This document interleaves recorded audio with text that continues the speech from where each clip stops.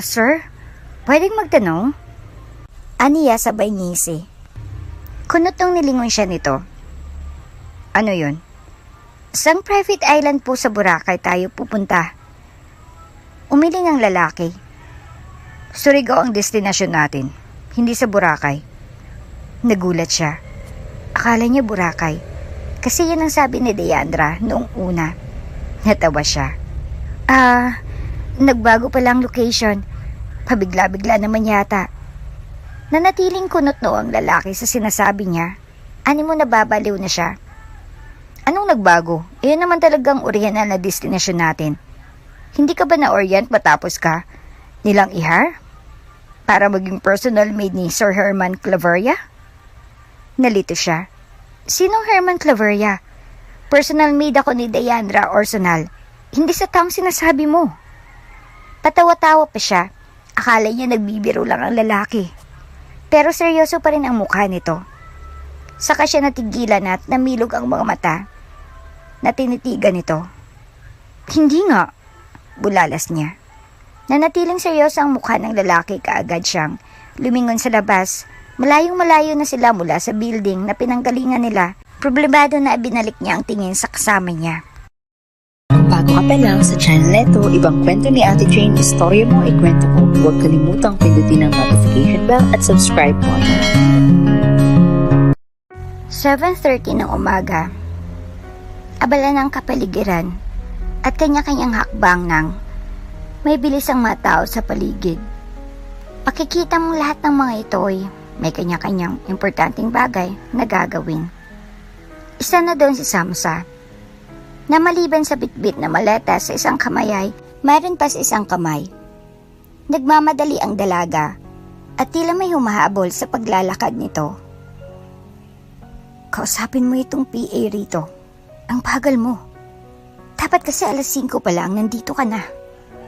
Ani ni Deandra. Nagbubunganga na ang artista niyang amo. Maaga pa nga siyang nakarating. 9 pa naman ang alis ng babae. Lahat ng mga bagay na nakalagay sa to-do list ni Deandra ay sinunod niya. Binili niya pang iba. Papausbong pa lang ang career ni Deandra. Hindi rin masyadong sikat kahit matangkad at maganda. Katulad ng ibang sumisikat ngayon na mga artista. Kaya tinatanggap nito ang mga gigs. Hindi para kumita kundi para makilala pa ng marami. Di makabasag pinggan si Deandra sa publiko, ngunit ganito ang totoong ugali ng babae kapag patago. Ang kupad-kupad kasi. Hanggang ngayon tanga-tanga pa rin. Dapat nung nakaraan mo pa inayos lahat, hindi yung alanganing oras na. Kausapin mo nga tong bobo kong katulong? Ani ni Deandra sa PA. Tapos ang PA na nagsalita sa susunod. Hello, miss? Naririnig mo ako? Binigay nito sa ang pangalan ng building na papasukin niya. Dumiretso ka na sa rooftop. May halipad roon. Gagamitin natin ang company helicopter para ihatid tayo sa Kalapan. Napag-alaman niyang Boracay ang target ng team ng amo para sa isang photoshoot. Hindi kalakihan ang project pero pinatos na rin ng amo niya dahil sa matinding pangangailangan. Pumasok siya sa isang building. Isang receptionist na nakangiti ang kaagad na sumalubong sa kanya. Nasa rooftop, miss. Mag-elevator ka lang hanggang sa rooftop. Anito nang magtanong-tanong siya rito. Okay. Salamat. Ani at bahagyang nagbaw sa babae. Sinunod niyang sinabi nito habang daladala niya ang malalaking maleta. Hirap na siya, pero kailangan niyang makaabot para hindi siya mapagalitan. Tiyak niyang makakatikim na naman siya ng insulto mula sa amo. Oras na late siya. Nang tumunog ang elevator ay kaagad din iyon nagbukas. Narating niyang rooftop.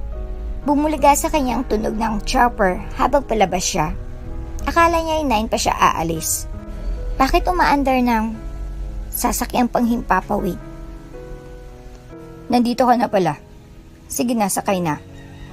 Isang naka-black suit ang sumalubong sa kanya. Tiningnan niya ang paligid.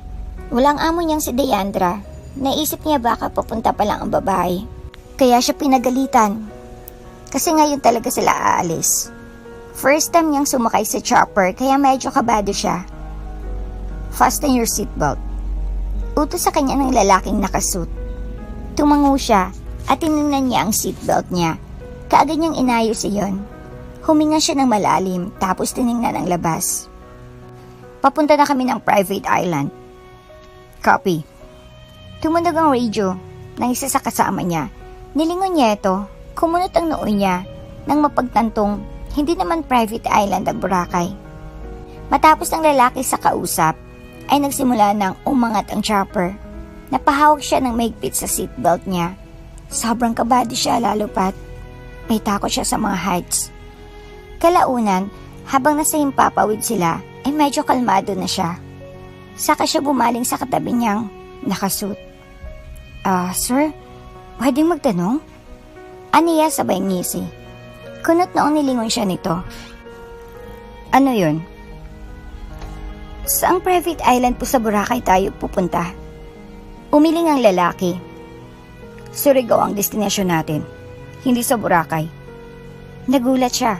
Akala niya Boracay kasi yan ang sabi ni Diandra noong una. Natawa siya. Nagbago palang location.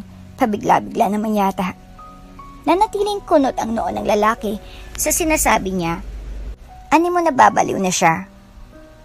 Anong nagbago? Yun naman talaga ang original na destinasyon natin. Hindi ka ba na-orient matapos kang i-hire para maging personal maid ni Sir Herman Claveria? Nalito siya. Sinong Herman Claveria? Personal maid ako ni Diandra Orsonal. Hindi sa taong sinasabi mo. Patawa-tawa pa siya. Akala niya nagbibiro lang ang lalaki. Pero seryoso pa rin ang mukha nito. Saka siya natigilan at namilog ang mga mata na tinitigan nito. Hindi nga. Bulalas niya. Nanatiling seryoso ang mukha ng lalaki. Kaagad siyang lumingon sa labas. Malayong malayo na sila mula sa building na pinanggalingan nila. Problemado na binalik niya ang tingin sa kasama niya. Kapag sinabi niyang mali siya ng sinakyang helicopter, ay baka ihulog siya nito mula roon. Hindi niya talaga kilala ang Herman Claveria na iyon. Ngumisi siya sa kasama niya. Kunot pa rin ang noo na umiling-iling ito. Kaagad niyang kinuha ang phone niya sa bulsa. Kaagad niyang chinek. Nakasampung missed calls na si Diandra, ibig sabihin talagang lagot siya. Kaya lang mas lagot siya ngayon kasi hindi niya kilala ang taong may-ari ng sinasakyan niya ngayon. Hindi niya alam kung anong gagawin sa kanya oras na nakarating sila sa private island na yon. Nagtipa siya ng message. To Ma'am Sungit. Ma'am Diandra, tatawagan ko po kayo pagkarating ko roon. Ano man ang mangyari sa akin, sana mabuhay po kayo ng payapa at masigla. Ingatan niyo pong health niyo. Malditang amo niya pero matagal na siyang personal maid ng babae. Kaya medyo napalapit na rin ang loob niya rito. Ilang saglit ay tumunog ang phone niya. Kaagad niyang pinatay ang tawag nito. Ilang saglit ay nag-send ito ng text. From Madam Sungit. Nasaan ka ng punyeta ka? Sa dami ng padamdam na ginamit ito ay tiyak niyang umuusok na ito sa galit. Kaya kaagad niyang pinatay ang phone. Pambihira. Mula sa puso ng text ko. Tapos re-replyan lang ako ng ganon. Napanguso siya. Nakagat niyang ibabang labi. Hindi niya alam kung anong kahantungan ng lahat ng ito. Anong klaseng taong Herman Claveria na iyon? Hindi niya alam kung ilang oras ang tinagal bago nila narating ang mismong lugar. Nagising siya nang yugyugin siya ng kasama niya, pinahid niyang laway niya at inayos ang sarili. Namimigat mang mga mata niya nang tingnan niya ang paligid. Ilang saglit siya kumurap-kurap hanggang sa namilog ang mga mata niya nang makita kung gaano kagandang paligid. Sumunod ka sa akin. Ani sa kanya ng tauhan. Dali-dali naman siyang sumunod. Dala-dala ang dalawang malata. Napatingin sa dala-dala niya ang tauhan. Ngumisi siya. Ganito lang talaga ako pag mag-impake. Aniya. Tapos ay seryosong nagpatuloy sa paglalakad ang lalaki. Hindi niya alam kung papaano siya makakaalis sa lugar na yon. Hindi niya alam kung papaano niya i-explain sa mga ito na hindi talaga siyang maid ng mga ito. Pumasok sila sa isang dambuhalang library na manghasya sa dami ng mga libro roon. Ngunit naagaw ang atensyon niya sa lalaking nakatayo sa malaking glass wall. Matangkad, malapad ang balikat, kakaibang aura ng lalaki. Nang humarap ito, ay napasinghap siya. Parang gustong isigan ng isipan niya kung gaano ito kagwapo. Tulala pa rin si Samsa kahit ng mismong assistant na ang kaharap niya. Hindi niya alam kung nakaapak pa rin sa sahig ang mga paa niya. Pakiramdam niya kasi parang nakalutang siya sa mga oras na yon. Kaya siya kumuha ng personal maid dahil masalan si Mr. Claveria. Nalaman ko sa isa sa bodyguard na marami ka pang hindi alam sa amo natin. Kaya itong simple information para malaman mo kung anong likes and dislikes ni Mr. Claveria. Inilapag ng assistant ang makapal na folder sa harapan niya. Napakurap-kurap siya. Marunong siyang magluto. Maselan din si Deandra kaya alam niya. Kaya lang nga hindi talaga siya ang maid ng lalaking yon. Hindi siya dapat nandito. Nakagat niyang ibabang labi at huminga ng malalim. Hindi pwedeng pumalpak ka sa bagay na to. Hindi mo magugustuhan kapag si Mr. Claveria nang nagalit. Kaagad siyang napalingon sa babae. Bakit? Tatanggalin ba kapag pumalpak ako? Kapag tinanggal siya makakauwi na siya, mas okay yon. Kumunot ang noon nito. Magbabayarin ka ng 1 milyon. Namilog ang mga mata niya at napalunok. Mukhang hindi maganda yon. Napakaamot siya sa ulo at sinimulan ng basahin ang laman ng folder. Mukhang wala na rin naman siyang choice. Nang makaalis ng babae ay kaagad niyang kinuha ang phone niya at tinawagan ang numero ni Deandra. Where the hell are you?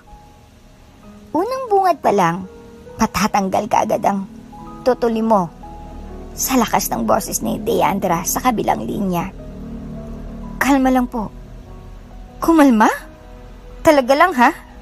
Pagkatapos mo akong takasan, bruha ka? Subukan mo lang magpakita sa akin, kakalbuhin talaga kita. Bulyaw nito. Napalunok siya. Hindi po ako tumakas. Ano po kasi? Shut up. Huwag ka na magpaliwanag.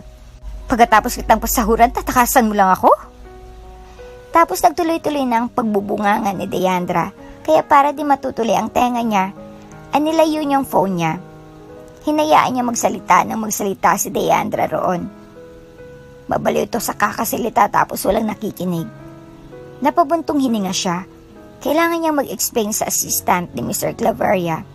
Kailangan niyang umamin na talagang hindi siya ang katulong na pinadala roon, na nagkamali siya ng building na napuntahan.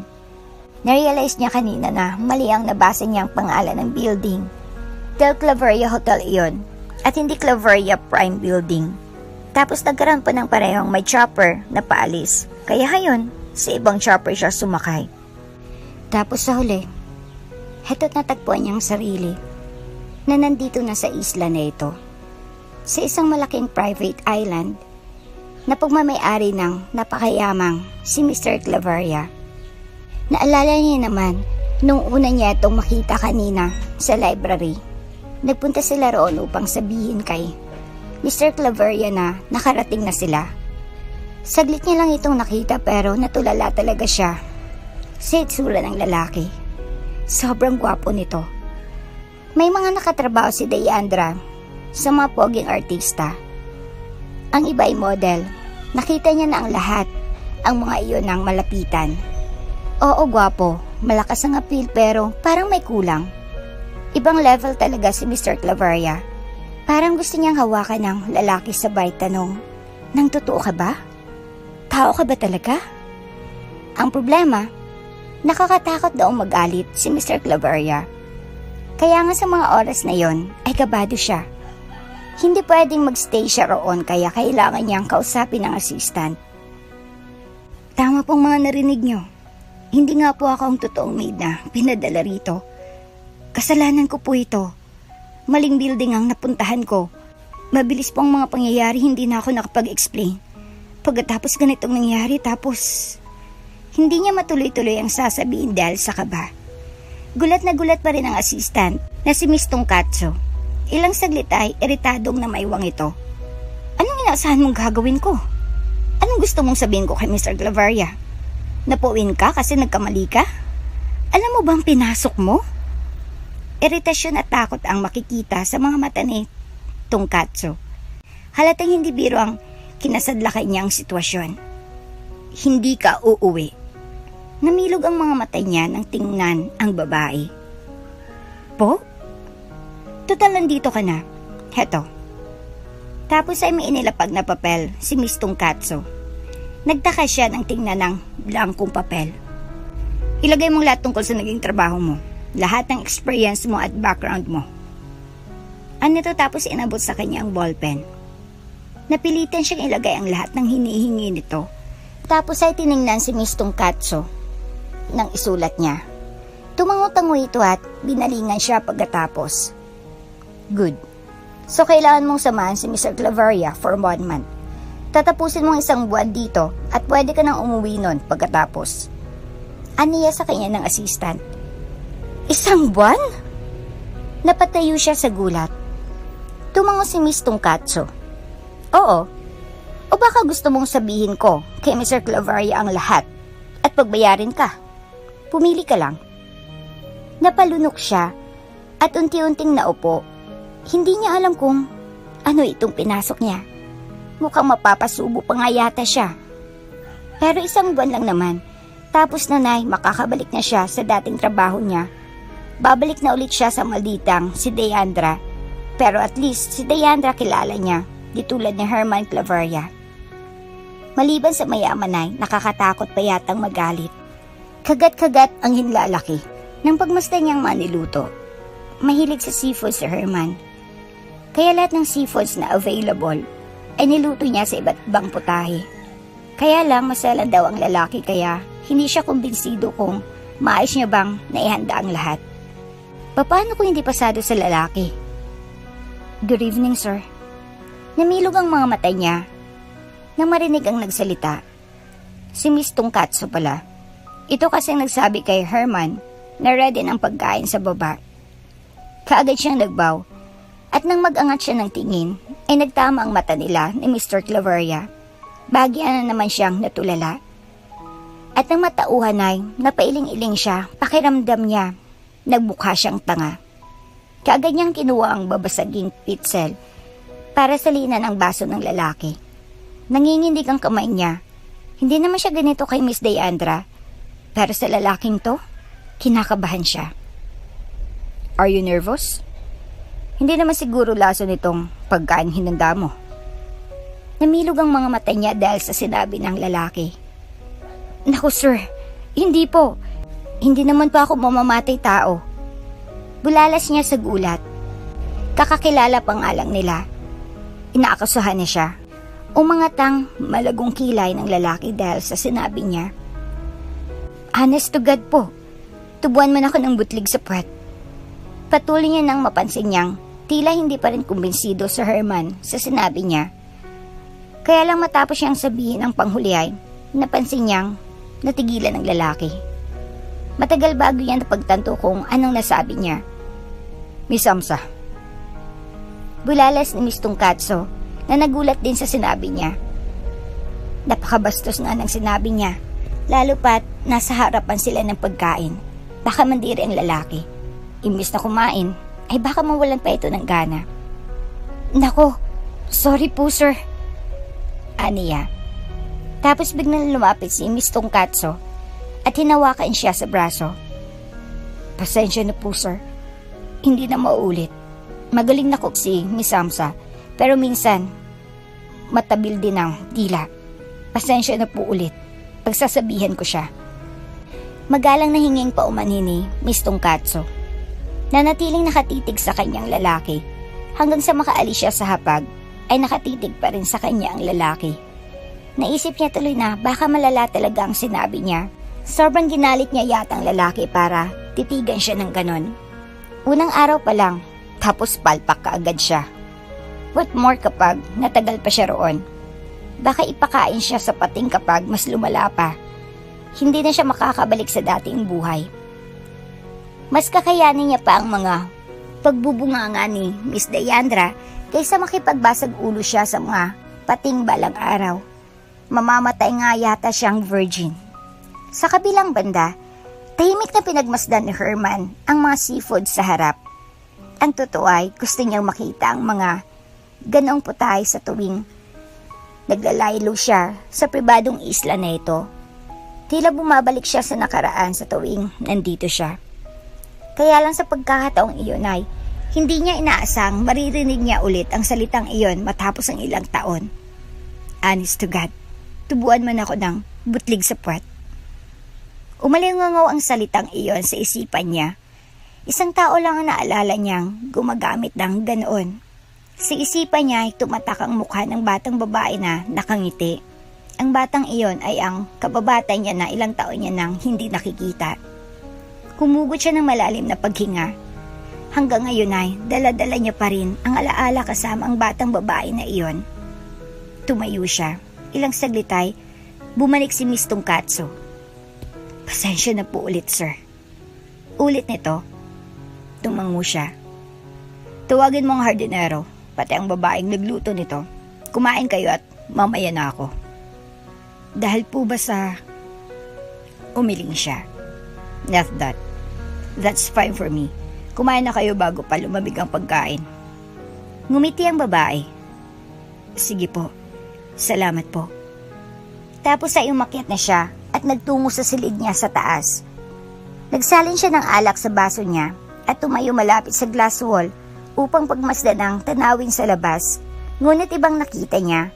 Nakita niyang tagaluto na iyon at kausap ang may edad na hardinero. Anong pangalan niya? Bigla na lang iyong namutawi sa bibig niya. Samantala, napangiwi si Samsa habang nakikinig sa mga sinasabi ng hardinero. Pati ang hardinero ay kakilakilabot din ang mga pinagsasabi tungkol kay Herman Claveria. Yung isang katulong dito, bigla na lang nawala matapos sagutin sa sir, kaya dapat maging magalang ka. Napanguso siya. Magalang naman po ako. Nagulat ako kanina kasi sinabi niyang baka raw lasunin ko siya. Hindi naman ako ganong tao. Tsaka, nanginig lang naman ako kanina kasi kinakabahan ako. First time ko sa trabaho kaya kabado ako. Sinasabi ko lang na maging mag-aalang ka at katakutan mo si sir. Kasi hindi mo siya kilala. Nakakatakot pa siya sa inakala mo. Napakurap-kurap siya. Pakiramdam niya tuloy nakatakas siya sa kamatayan kanina. Umalis ang hardinero kalaunan at tahimik siya napaisip sa hardin. Parang gusto niyang maiyak. Parang gusto niyang umalis kaagad doon. Kung alam niya lang na halimaw palang amo nila doon, di sana tumalo na lang siya sa dagat noong papunta pa lang sila doon. Napangisang hardinero nang makitang reaksyon ng bagong tagaluto.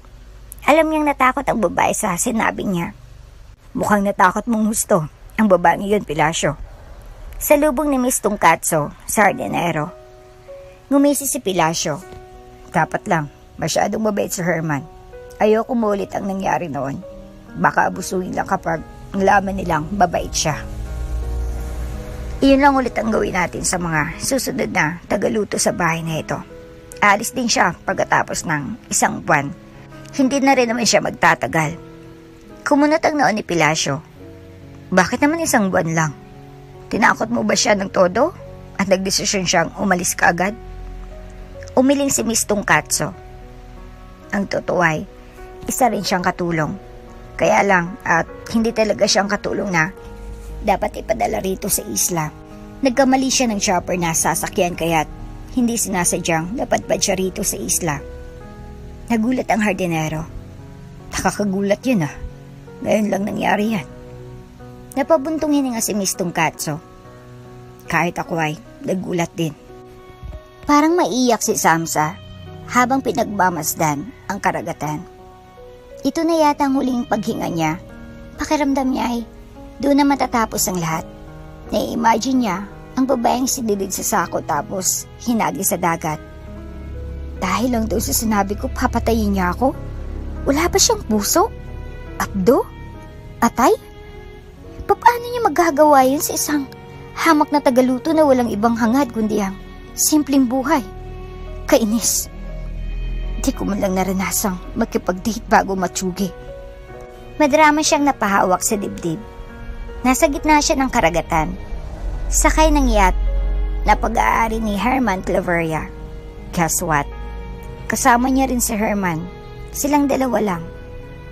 Ito na ba yung sinasabi ng hardinero? Matutulad ba siya roon sa isang katulong na bigla na lang daw nawala matapos sagutin si Mr. Claveria? Diyos ko naman. Pala ko pang gulpin si Miss Deandra. Bago mo man lang ako kunin. Maraming kasalanan sa akin ang impactang yun.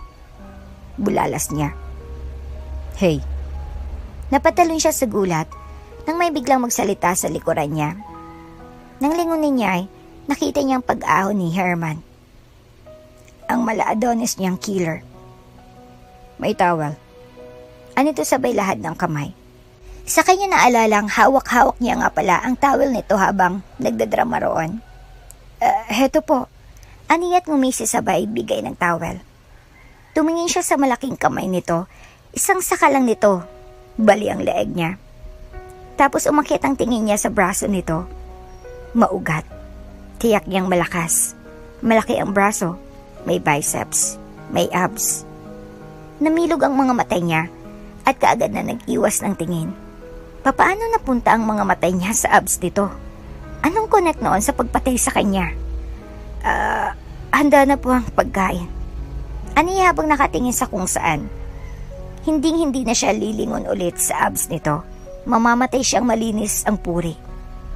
Okay, let's eat. Kumunot ang noo niya. Wala pong lasa niyan. Sinabi ko ba? Umangat ang kilay nito. Umiling siya.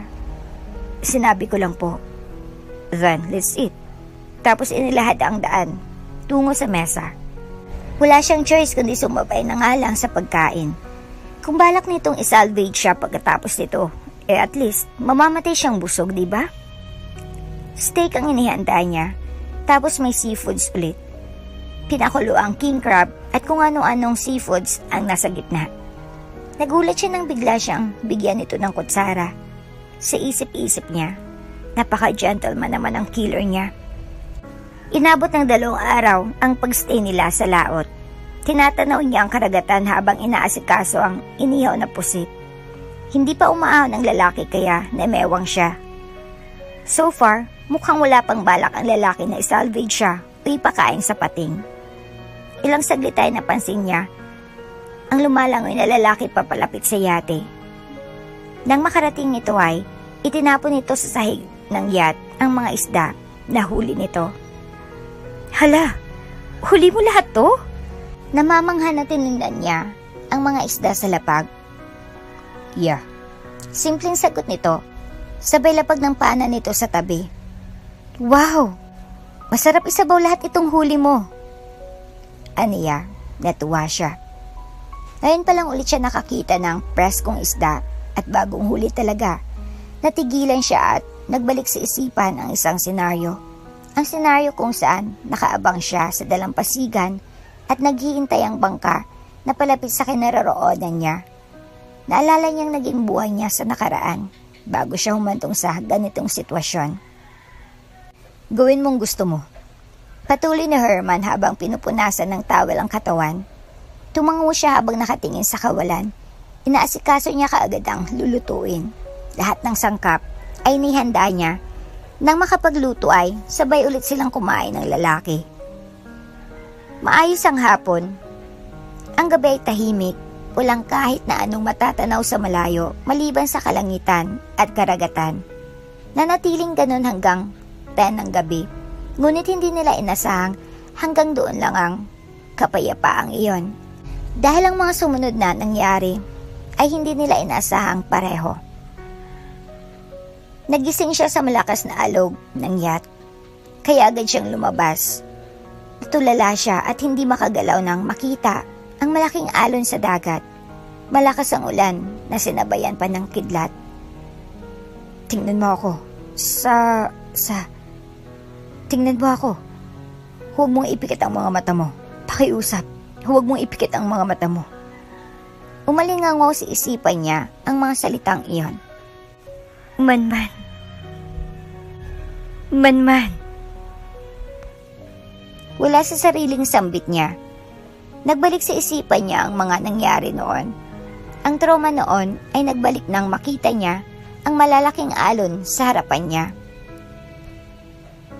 Si Manman, ang lalaking halos magbuwis ng buhay para lang sagipin siya sa malalaking alon na ito noon. Ang lalaking ilang taon niya nang hindi nakita. Ang lalaking nanatili na lang sa kanyang nakaraan. Nabuhay muli ang malaking takot sa puso niya nang masaksihan muli ang eksenang ito. Ang alon na tila walang sinasanto. Ang malakas na ulan. Ang kidlat. Lahat ng iyon ay nagpanginig sa buong katawan niya. Samsa. Narinig niya ang boses ni Herman, pero hindi niya ito nilingon. Nanatili siyang wala sa sarili habang nakatitig sa mga alon. Basang-basa na siya ng ulan, ngunit wala siyang pakialam. Ang iniisip niya ay tatao bang yate at malulunod silang pareho. Kasabay nun ay ang panginginig ng mga daliri niya, hindi na siya makagalaw sa takot. Samsa. Hanggang sa biglang gumalaw ang yate at nadulas siya. Hindi niya na nagawang kumapit sa barandilya. Ang malala pa ay nabagok ang noo niya sa barandilya bago siya tuluyang nahulog sa tubig. Bumulusok siya sa tubig. Nagpanik siya. Kulang na lang lumuwa ang puso niya sa dibdib dahil sa lakas ng kabog niyon. Hanggang sa nanlabo ang paningin niya. Huling napansin niya ay may figura ng lalaking bumulusok sa tubig at lumangoy palapit sa kanya. Bumubuka ang bibig nito na animo may gustong sabihin ngunit hindi niya maintindihan. Hanggang sa tuluyan ng nagdilim ang paningin niya. Naglaho lahat at wala na siyang maramdaman pa. Muling nakita niya sa isipan niya ang mukha ni Manman. Nakangiti ang kababatay niyang si Manman. Paglaki ko, hahanapin kita. Pangako yan, Sasa. Iyon ang huling salita na pinanghawakan niya hanggang ngayon. Hanggang sa mga oras na ito ay umaasa siyang babalikan siya ng kababata. Umaasa siyang magkikita ulit sila, kaya lang ay hindi yun nangyari. Kinagabihan, Sir Herman, walang malay ang babae habang nasa ere sila sakay ng helicopter matapos silang ma-rescue. Hindi malaman ang sugat sa noo ni Samsa, ngunit ipapasitiskan niya pa rin iyon. Gusto niyang manigurado. Ilang saglit ay narinig niya ang pag-ubo ni Samsa. Kaagad niyang dinaluhan ng babae. Wala ito sa sarili, namumutla at halatang takot na takot pa rin. Tumingin-tingin ito sa paligid. Nang makita siya nito, ay kaagad siya nitong niyakap. Napasinghap siya nang maramdaman ang init ng katawan nito. Pareho silang may tuwalya dahil basa pa ang mga damit nila. Nilalamig siya kanina ngunit naglaho iyon nang yakapin siya ng babae. Malulunod tayo. Nanginginig nitong sambit. Dahan-dahan niyang inangatang kamay at gumanti ng yakap. Tinapik-tapik niya ang balikat nito upang kumalma ito. Calm down. It's okay. Ligtas na tayo. Aniya sa malumanay na boses. Ramdam niya pa rin ang panginginig nito habang nakasubsob sa dibdib niya. Hanggang sa nakatulog ito habang yakap-yakap niya. Saka lang naging kalmado ang paghinga ng babae. Nakaramdam siya ng guilt. Pinilit niya itong sumama sa kanya kahit alam niyang may possibility na sumama ang panahon. Napansin niyang may trauma si Samsa sa ganun nang makita niya ito kaninang tulala habang nakatingin sa mga alon. Pagkarating nila sa islay, diniretso ko agad siya sa loob ng mansyon. Buhat-buhat niya ang babae. Kitang gulat sa mga mukha ni na Miss Tungkatso at Manong Pilasyo. Pakiasikaso sa kanya, Miss Tungkatso. Maya-maya ay darating ang family doctor upang i-check ang kalagayan niya. Aniya kay Miss Tungkatso. Opo, sir. Tapos ay kaagad na sumunod sa kanyang assistant. Dinala niya ito sa silid niya upang doon muna mamahinga ang babae. Hindi alam ni Samsa kung papaano pa pakiharapan Sir Herman matapos siyang malaman ang nangyari. Nagising siya sa silid ng lalaki kinabukasan at nalamang inasikaso siya ng mga ito sa bahay hanggang sa magising siya. Kasalanan niya naman yun. Dinala-dala niya pa kasi ako sa dagat. Aniyat na panguso. Nagigilty rin siya. Inisip niya pa man din na masama ito noong una. Mabait naman pala talaga. Nagdrawing siya ng bangka tapos may sakay na 2 tao. Babae ang isa at lalaki ang isa. Napangiti siya habang pinagmamasdan ang ginuhit sa buhangin. Matapos ang nangyaring yun ay hindi na siya masyadong nagpapakita kay Herman. Siyempre, nahiya siya sa lalaki. Hindi niya kayang pakiharapan nito. Matapos siyang magluto ay kaagad siyang aalis sa kusina. May isang beses na hindi niya nalagyan ng kutsara at tinidor ang plato ni Herman bago umalis. Dahil sa pagmamadali, marami siyang nakaligtaan. Kakain na tayo. Anis sa kanya ni Manong Pilasyo, ang hardinero roon. Tumango siya pero nakatago siya sa likod ng haligi ng mansyon. Kumunot ang noo ni Manong Pilasyo nang mapansin na nakakubli siya roon. Ano bang pinagtataguan mo riyang bata ka? Hinila siya nito na ikinabigla niya. Kaagad siyang umatras at nagtago ulit. Kumunot ang noo ng matanda sa reaksyon niya. May ginawa ka bang hindi maganda? Umamin ka. Ano ito na inakusahan pa siya?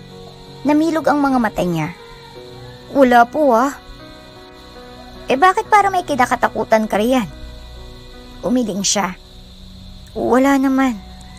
Sumilip siya ulit tapos nang mapansin na wala na si Herman sa kusina ay kaagad siyang lumabas. Naku, bigla akong nagutom. Kain na po tayo. Aniya sa matanda sabay una sa paglalakad. Nagtitira si Miss Tungkatso para sa kanila kasi ayaw ni Herman na kumakain sila ng tira-tira nito. Halatang malaki ang respeto ni Herman kahit sa mga tauhan nito. Magana siyang kumain habang panay ang sulyap sa kanya ni na Miss Tungkatso at Manong Pilasyo. Wala siyang pakialam sa mga tinging pinupukol ng dalawa. Basta't gutom siya, kakain siya. Matapos siyang kumain at nakapag-ayos sa kusina, ay dumiretso siya sa dalampasigan at humiga-higa sa lounge. Doon malapit sa niyog. May dala siyang takip para paglaban sa lamig ng hangin sa dalampasigan. Kalmadong paligid, hindi ganun kalakas ang hangin. Maraming bituin sa langit at malaki at maliwanag ang buwan. Kumuha ulit siya ng stick tapos gumuhit ulit kung ano-ano sa buhangin hanggang sa gumuhit ulit siya ng bangka katulad ng ginuhit niya kaninang umaga. Laman ng bangka sa guhit niya ang 2 bata na lalaki at babae. Manman. Banggit niya sa pangalan ng lalaking bata sa bangka. Ang babae ay siya, tapos ang lalaki ay si Manman. Tapos ay bumalik siya sa pagkakahiga sa lounge at pumikit hanggang sa hindi niya namalayang nakatulog na siya roon. 7 p.m. nang mapansin na Herman ang paglabas ni Samsa mula sa mansyon. Nagpatuloy siya sa pagtipa sa laptop niya. Sa isang taon ay 1 beses niya lang ginagawa ang pagbabakasyon sa isla. Kaya lang hindi niya maiwasang tanggapin ang ibang trabaho lalo na kapag kailangan na kailangan ang tulong niya. Habang ginagawa ang ibang papeles ay panay ang sulit niya sa monitor. Umabot ng 11 p.m. Pero hindi niya napansing pumasok si Samsa sa loob. Kaya tiningnan niya ang review sa CCTV sa hallway papasok sa maid's quarter. Pero wala talagang Samsa na pumasok maging sa banda roon. Ang pamilyar na kaba ang kaagad niyang naramdaman. Kaagad siyang tumayo upang tawagan ang tauhan na nakatoka sa mga CCTV sa buong isla. Check all your monitors. Aniya sa tauhan na may kahalong kaba. Nagtagis ang bagang niya. Hindi niya alam kung anong pumasok sa kokote ng babaeng iyon para umalis ng gabi. Tumawag muli ang tauhan niya upang ibalitang natuntunan nito ang lokasyon ni Samsa. Nasa dalampasigan po, sir. Anito? Kaya kaagad siyang umalis. Dalang flashlight. Kahit alam niya kung saan matatagpuan ang babae ay kabado pa rin siya. Mabilis ang mga hakbang niya hanggang sa makarating siya sa dalampasigan. Sa huli nakita niya si Samsa. Nakahilata sa lounge sa dalampasigan. May takip na tela. Napasapo siya sa noo. Mukhang himbing na himbing sa pagkakatulog ang babae. Tapos siya halos lumuwa na ang puso sa kaba. Bakit ba kasi nag-react naman siya agad ng ganon? Alam niya naman na safety ang isla lalo pat may nakabantay 24/7. Akmang lalapitan niyang babae nang matigilan siya. Natigilan siya. Hindi dahil kay Samsa kundi dahil sa guhit na nakikita niya sa buhangin. Tulala na palipat-lipat ang tingin niya kay Samsa at sa guhit. Ang stick na ginamit nito ay nakalagay sa tabi ng lounge na hinihigaan nito. Ibig sabihin, si Samsa talagang gumuhit nun. 19 years ago, tahimik na pinagmasdan ng 9 years old na si Samsa ang karagatan matapos niyang ilapag ang stick na ginamit niya sa pagguhit.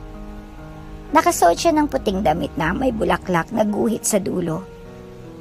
"Huy, Sasa!" Kulat na napatayo siya at nilingon ang yaya niyang si Kikay. Salubong na naman ang kilay nito nang tingnan siya nito.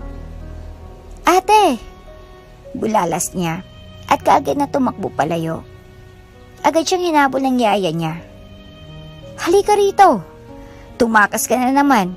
Ang tigas talaga ng ulo mong bata ka. Alam mo naman na magagalit ang mami at daddy mo pero ayaw mo pa rin makinig. Ang tigas-tigas talaga ng ulo mo. Samsa Isabel Alande." Sigaw ng yaya niya. Natatawa siyang tumakbo. Sa dalampasigan, bitbit ang tsinelas niyang kulay pink na may decorations na bulaklak na pink din. Nang mapansin niya na malayo pa si Kikay na yaya niya, ay huminto siya saglit para tanawin ang paparating na bangka. Hayon at dumating ng mga bangkero na siyang nag-aalaga sa fish cage nila. May negosyo silang palaisdaan, kaya lang, hindi fish pond iyon, kundi fish cage. Nasa laot kasi ang pinagawang fish cage upang doon alagaan ang mga isda na binebenta nila. Kapag kasi ganun ang pag-aalaga sa mga isda ay walang amoy putik at malangsa na isda. Gustong-gusto yan ng mga buyers nila at mas mahal ang benta. "Mom, si Samsa oh. Tumakas na naman." Sumbong ni Kikay sa mami niya. Kaagad naman siyang pupunasan ng mami niya at taranta na kukuha ng damit, pamalit. Ang yaya niya para sa kanya. "Madali kang magkakasakit. Alam mo yon. Pero ang tigas ng ulo mong bata ka. Kailan ka ba makikinig sa akin, Samsa? Kapag nagkasakit ka na?" Pagbubunga nga sa kanya ng mami niya, nakatingin siya sa labas habang inaasikaso at binubungaan siya ng kanyang ina. Sanay na siya at araw-araw yung ginagawa ng mami niya kaya baliwala sa kanya yon. Isang saglit ay dumaan sa labas ang umpukan ng mga trabahante ng kanilang pamilya sa palaisdaan.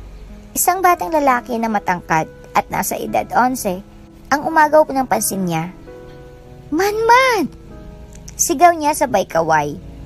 Napalingon sa gawin niya ang mga trabahante. Maging ang batang si Manman, mahirap ang pamilya ni Manman.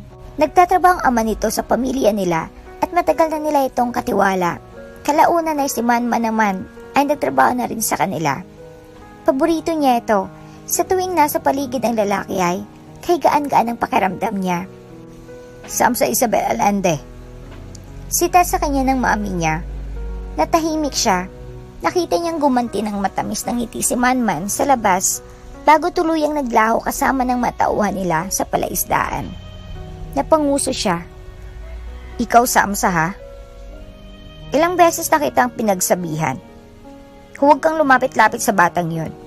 Mas mabuti pang iyong anak ni Gov ang sinasabahan mo." Ano sa kanya ng ina? Paulit-ulit iyong sinasabi sa kanya ng ina niya. Pagod na siyang pakinggan ng mga sermon nito, ayos lang sa kanyang ama na nakipagsalamuha sa mga tauhan nila sa bahay.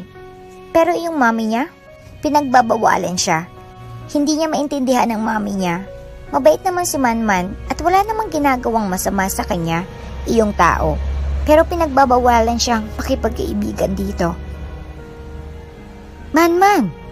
Bulala siya nang makita ang lalaki na nag-aayos ng fishnet sa likod ng malaking bahay nila. "Kuya Manman, iha. Matanda ng 2 taon si Manman sa'yo." Sita sa kanya ng daddy niya. Namilog ang mga mata niya at bumaling kay Manman sakang umiti. "Kuya Manman." Aniya na nakangiti. Sumilay ang mapaglarong ngiti sa labi ni Manman. Ayos lang po na Manman ang tawag niya sa akin. Nakasanayan na ni Sasa. Bumaling sa kanya si Manman matapos sabihin iyon. Lumawak ang ngiti niya. Tama ito. Masanay siya sa Manman kaysa Kuya Manman. Sabi ng ama niya, respeto raw iyon sa mga nakakatanda sa kanya. Gustuhin niya mang respetuhin si Manman ay di niya magawa. Nasasanay na siyang tawagin itong Manman. Sama ko kay Kuya Manman sa palaisdaan, Daddy. Aniya sa ama. Hindi pwede, Iha. Delikado roon. Ilang beses ko nang sinabi sa iyo, di ba? Ani ng ama niya. Sabi ng ama niya minsan ay malaki ang alon sa dagat. Delikado. Kaya ayaw siyang isama kahit na minsan ay sumasama naman ang ama niya sa palaisdaan. Ikaw rin naman ang magbamana ng negosyo natin balang araw. Magsasawa ka rin pabalik-balik sa palaisdaan kaya huwag muna ngayon, anak. Ani ng kanyang daddy sa malumanay na boses. Kung bungangera at galit parati ang mami niya, kabaliktaran naman sa daddy niya kasi kalmado at approachable ito. Makinig ka sa daddy mo, Samsa.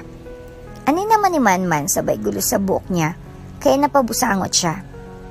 Dahil ayaw siyang payagan na sumama sa palaisdaan kaya panay takas siya at tambay sa dalampasigan. Gusto niyang makita ang pagdaong ng mabangka na dala ng mga trabahante sa palaisdaan nila. Ginuguhit niya ang bangka na may sakay na 2 bata habang naghihintay siya sa pagdating ng bangka ng mga tauhan nila. Ilang saglit nang dumating ang bangka, kaagad siyang napatayo at kumaway sa mga bumabaan ng mga trabahante. Nakita niyang papalapit si Manman sa kanya. Pagod ito ngunit diretso ito sa kanya imbis na umuwi. Anong ginagawa mo riyan? Ani ng lalaki sabay sulyap sa guhit niya sa buhangin. Automatikong lumapit siya tapos tinuro ng stick ang drawing niya. Ito ka, tapos ito ako. Nakasakay tayo para sa bangka. Kasi ihatid mo ako sa palaisdaan para makita ko ang palaisdaan. Sasamahan kitang magpakain ng maraming isda. Aniya sabay kumpas-kumpas ng kanyang kamay sa ere. Natawang lalaki na ani mo kalokohan ng mga pinagsasabi niya. Kasi nga kalokohan lang naman talaga iyon. Kahit sino sa bahay, hindi siya pinapayagang sumama sa palaisdaan. Bahay, eskwela, bahay, eskwela. Ganun lang ang routine niya sa araw-araw. Kapag may gatherings, kasama ng mayayamang tao sa bayan, ay saka siya nakakalabas kasama ang mga magulang niya. Gusto niya ring mag-explore pero marami ang pumipigil sa kanya para gawin yon. Nilapitan siya ni Manman at ginula ang buhok niya. Ayos lang, matutubad din niyan balang araw. Narinig mo naman ang sinabi ng daddy mo. Ikaw ang tagapagmana ng palaisdaan, kaya balang araw, pulit-ulit mo nang babalik-balikan ang palaisdaan. Kahit doon ka na tumira, ayos lang. Ani Manman sabay tawa. Napanguso siya. Kaya lang matagal pa yun. Hinawakan nito ang kamay niya. Tara na. Alam kong tinakasan mo na naman ang yaya mo kaya iuwi na kita, Sasa. Malamyos ang tunog ng musika mula sa stereo. Kaliwat kanan ang batian at ngitian. Family gathering sa side ng daddy niya at sabay ni na Samsa sinagawa ang party. Ilang kadugo naman ang mami niya ang dumalo upang mas makilala pa ang pamilya ng kanyang ama. Magandang suot niyang pink na casual dress. Mura lang to eh. Nakita ko to sa bilihan namin ni mama ng dress. Tinuro ng pinsan niya ang suot niya. Mihilig pala sa murang mami mo, Samsa Isabel? Diba rich kayo? Bakit murang dress mo? Sabat naman ang kaibigan ng pinsan niya. Napayuko siya, kaya ayaw niyang nakikipag-usap sa mga pinsan niya dahil ganito ang parating outcome. Parating kinukumpara siya sa iba. Parating minamalit ang mga mayroon siya. Ayaw niya ng ganun at nasasaktan siya.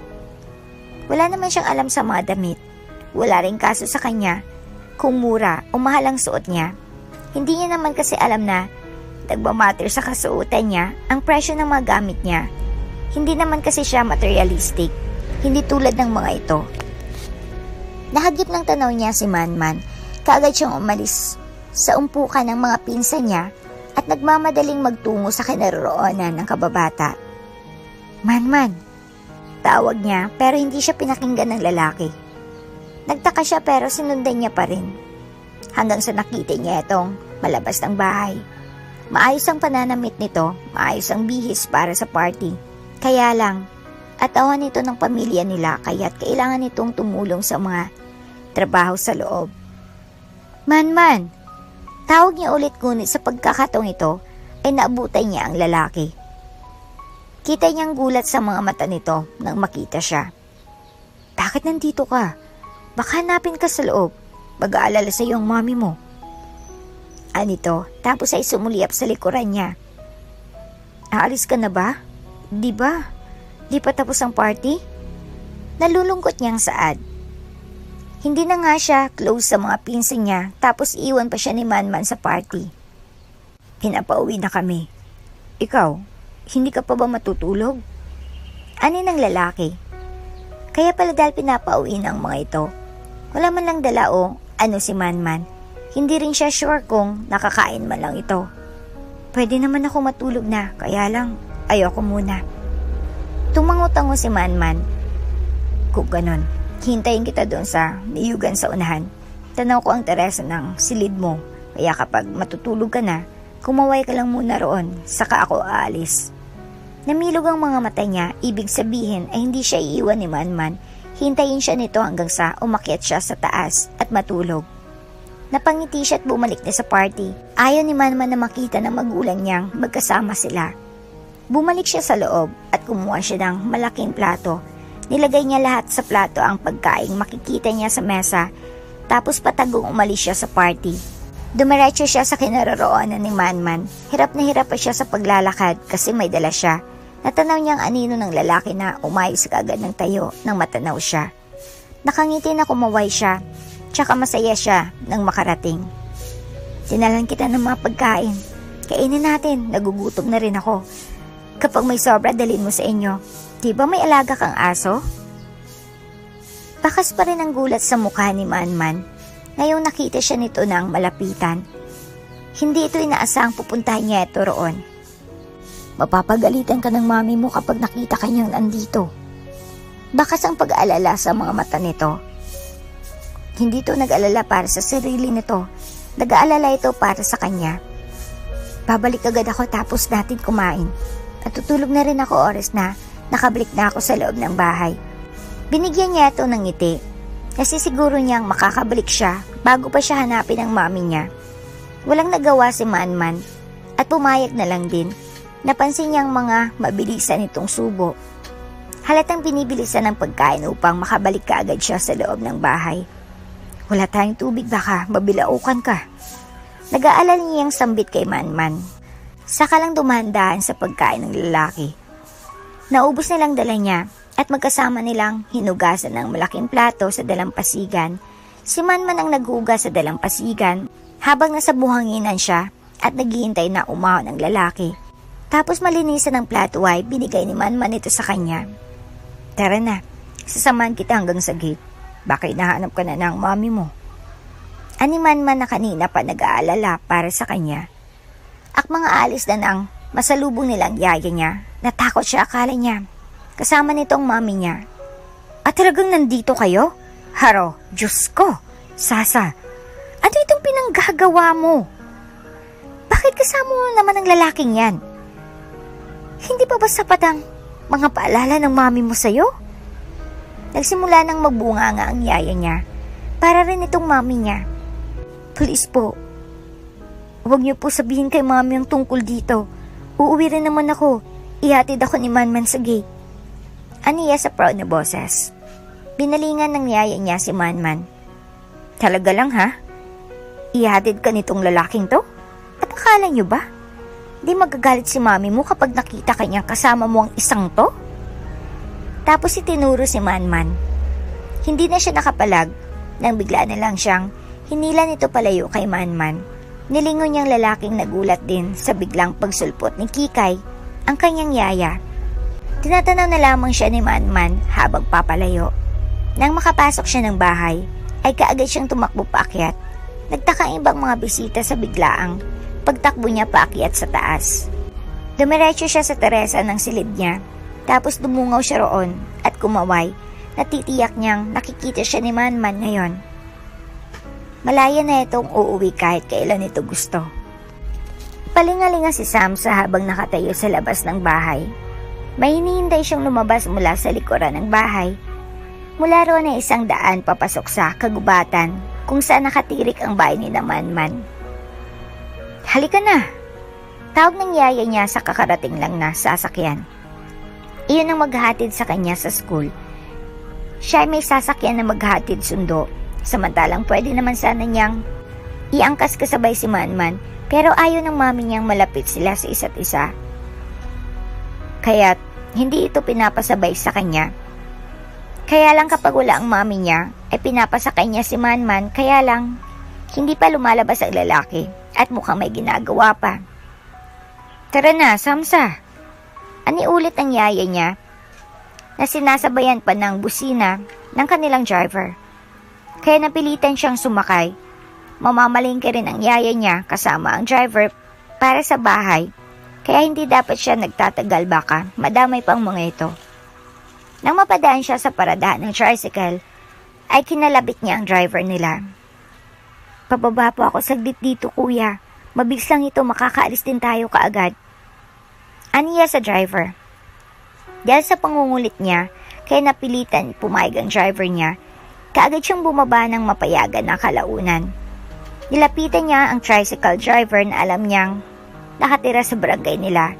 Kilala nito si Manman at tiyak niyang alam din ito kung saan nakatira ang bata.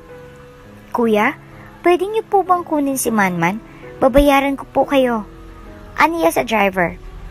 Nagulat din ito kasi ang batang tulad niya ay humingi ng pabor dito. First time lang kasi nito na tumanggap ng deal mula sa batang tulad niya. Kaya lang kailangan mo akong bayaran, bata. Ano ng driver sabay ngisi? Siyempre alam naman na kailangan iyon. Opo. Tapos dumukot siya ng 100 mula sa bulsa niya. Tapos dumukot pa ulit siya ng isang papel ng 100 ulit. Itong isa para ngayon, itong isa para bukas. Kunin niyo rin ulit si Manman bukas para ihatid sa school.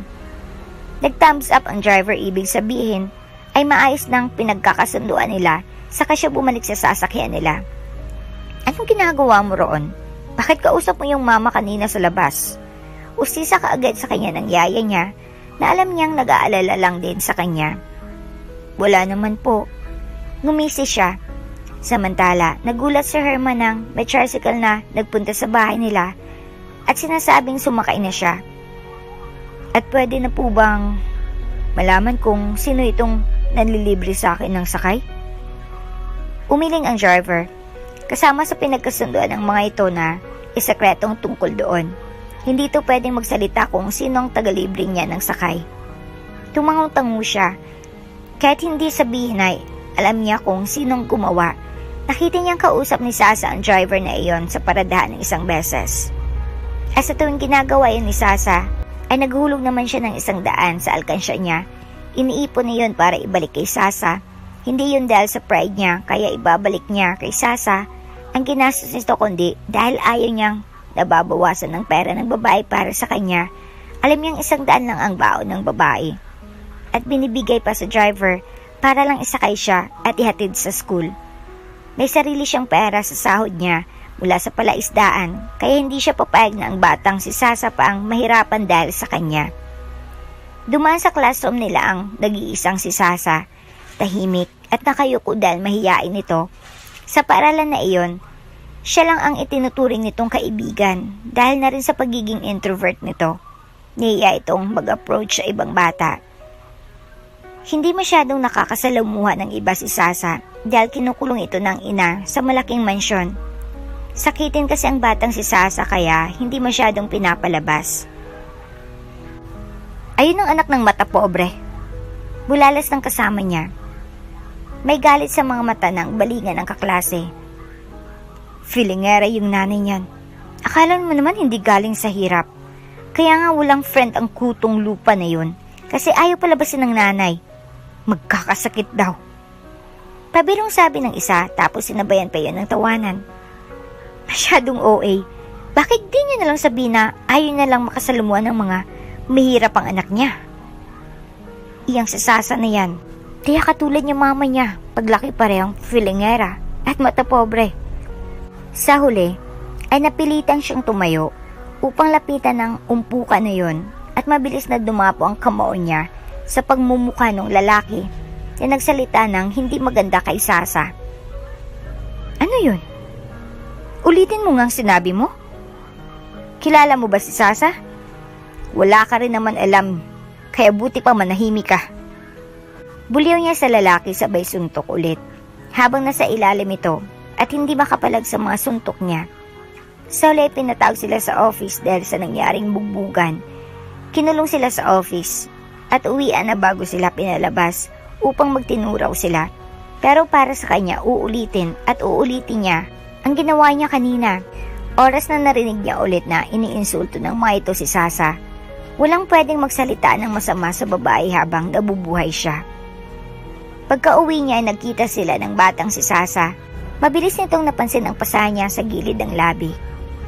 Hala, anong nangyari sa'yo? Nag-aalalang usisa nito. Wala lang to. Huwag mo nang pansinin. Aniya at umiiwas ng tingin para mahirapan itong kumpirmahin ang pasa sa mukha niya. Pero nakasunod ang mga mata ng bata. Dito ka lang, huwag kang umalis. Anito sa kanya na nakakunot pa ang noo. Opo, dito lang ako. Aniyat na upo sa buhanginan. Tsaka tumakbo si Samsa. Hindi niya alam kung anong gagawin nito pero hihintayin niya ito. Ilang saglit ay nakabalik na ang bata, ngunit may daladala na ito. May maliit nitong box na dala. Inilapag nito sa buhangin iyon. At nang mabuksan na tumambad sa kanya ang mga cotton balls, ointment, panglinis sa sugat at kung ano-ano pa. Sa'yo to? Ano yan na nagtataka? Umiling ito. Kinuha ko sa opisina ni Daddy. Namilog ang mga mata niya. Habang ginagamot siya ni Samsa, ay kabado siya. Ilang salitay, ibang kaba nang napapansin niya. Hindi ka ba ng takot o ano? Kabayan ng tensyon. Sobrang lapit nito. At natitigan niya kahit kaunting detalye sa mukha ng kababata. Kung maganda ito sa malayo, mas maganda ito sa malapitan. Nang magtamang mga mata nila ay kaagad siyang nag-iwas ng tingin. Ang problema ay hindi siya pwede sa babae. At mukhang masyado pang maaga para doon. Nahiya siya para sa sarili gayong iniisip niya. Ang ganun kay Sasa. Bata pa ito at inosente. Hindi dapat nababahiran ng kung ano-ano ang kaisipan nito. Happy birthday! Napangiti si Manman nang unang bumati ang mama niya. Katatapos lang nila sa pag-aasikaso sa maliit nilang handa. Hindi sila makapagyaya sa mga katrabaho nila sa bahay kasi isang manok Tagalog lang, preskong isda at soft drinks ang meron sila sa hapag. Sinabaw ng mama niya ang manok Tagalog at inihaw ang preskong isda na maaga nilang hinuli ng papa niya sa laot. Ngunit kahit ganoon ay masaya siya dahil kahit papaano'y may konting handa. Mga bandang 3 p.m. na nang magsimula na magdasal ang kanyang ama para mag-umpisa silang kumain. Sana bigyan niyo po ng malusog na pangangatawan ng aking anak. Iyon ang pinakamagandang regalo na kahit pa sa mga material na bagay dito sa mundo. Ani ng kanyang ama. Napangiti siya. Ilang saglit ay nag-sign of cross na sila at nagsimula ng kumain. 12 ka na iyo. Ilang taon na lang binata na itong anak natin, Mercedes. Masayang wika ng kanyang ama habang ginugulo ang buhok niya. Pinata na nga iyan tingnan eh. Kita mo naman na mas matangkad pa sa kaedad niya sa school. Ani ng kanyang ina. Hindi matangkad ang kanyang ina ngunit maganda. May lahi itong Chinese. Ang ama niya mismo ang matangkad. Sa side naman ng kanyang ama ay may dugong Spanish dahil sa ninuno nilang nalahian ng Spanish noong Spanish era dito sa Pinas. Pero ang may itsura ang mga magulang niya, lalo na ang kanyang ama na kilalang babaero. Noong kapanahunan nito, tumino at nagbago ito nang makilalang kanyang ina. May mga batang babae sa klase nila na nagbibigay sa kanya ng mga letters pero hindi niya sineseryoso. Wala sang mababaeng iyon ang nagpapatibok ng gusto sa puso niya. Nako, si Sasa ba iyon? Napatayo ang mama niya nang may mapansin sa labas. Sinalakay ng kabang puso niya nang marinig iyon sa ina. Kaagad siyang umalis sa kinaupuan upang tumungaw sa bintana at natanaw niya ang batang si Sasa na kumakaway sa malayo. "Papasukin mo, Manman!" Ani ng kanyang ina na magdesisyon siyang lumabas upang salubungin si Sasa. Mabilis siyang nakarating sa kinatatayuan ng babae. Nakangiti si Sasa nang makarating siya. "Pumasok ka sa bahay." Aniya na nautal pa sa unang pagkakataon. Umiling ang babae. "Babalik din ako kaagad. Hanapin ako ni Mami at Daddy." Tumango-tango siya. Naiintindihan niya. Tiyak niyang tumakas na naman kasi ito. Kung pwede niya lang ipagpaalam si Sasa para manatili sa kanila. Kaya lang ay tiyak niyang ang ina nito ang pinakaunang hahadlang at magagalit. "Nagpunta lang ako rito para sa bagay na to." Tapos ay may nilabas si Sasa na bagay mula sa bulsa. Kahit iyon, binuksan nito iyon at tumambad sa paningin niya ang kwintas na may pendant na seashell. "Maganda, diba? Itong seashell niya. Ako mismong naghanap. Ikabit ko na rito." Hindi na nito natapos ang sasabihin dahil bigla niya itong niyakap. Sobrang natuwa siya sa ginawa nito. Iyon palang pinakaunang beses na nakatanggap siya ng regalo. Tapos ang mas nagpapa-espesyal dito ay si Sasa ang unang gumawa nun. "Salamat," aniya at napapikit habang yakap-yakap ito. "Ganun mo ba kagustong binigay ko?" May tuwa sa tono ng boses nito. Tiyak niyang hindi nito inaasahan na matutuwa siya sa simpleng bagay na iyon. "Happy birthday, Manman," anito habang yakap-yakap niya pa rin. Kaagad na umalis ang babae matapos ang lahat. Ngunit tila hindi siya makaalis sa kinatatayuan niya na natili siyang nakatayo habang nakatanaw sa tumatakbong si Sasa. Gabi na silang natapos at tinulungan niya ang kanyang ina sa pagliligpit. Naunang umakyat ang mama niya ngunit nanatili sa sala ang kanyang ama na nagkakape.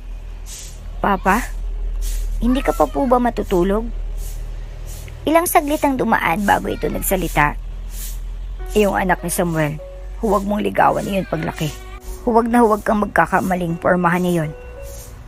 Alam kong nagbibinata ka na, pero huwag na huwag mong susundan ang yapak ko." Nilingon siya ng ama. Hindi siya makapagsalita kasi ngayon palang guilty na siya.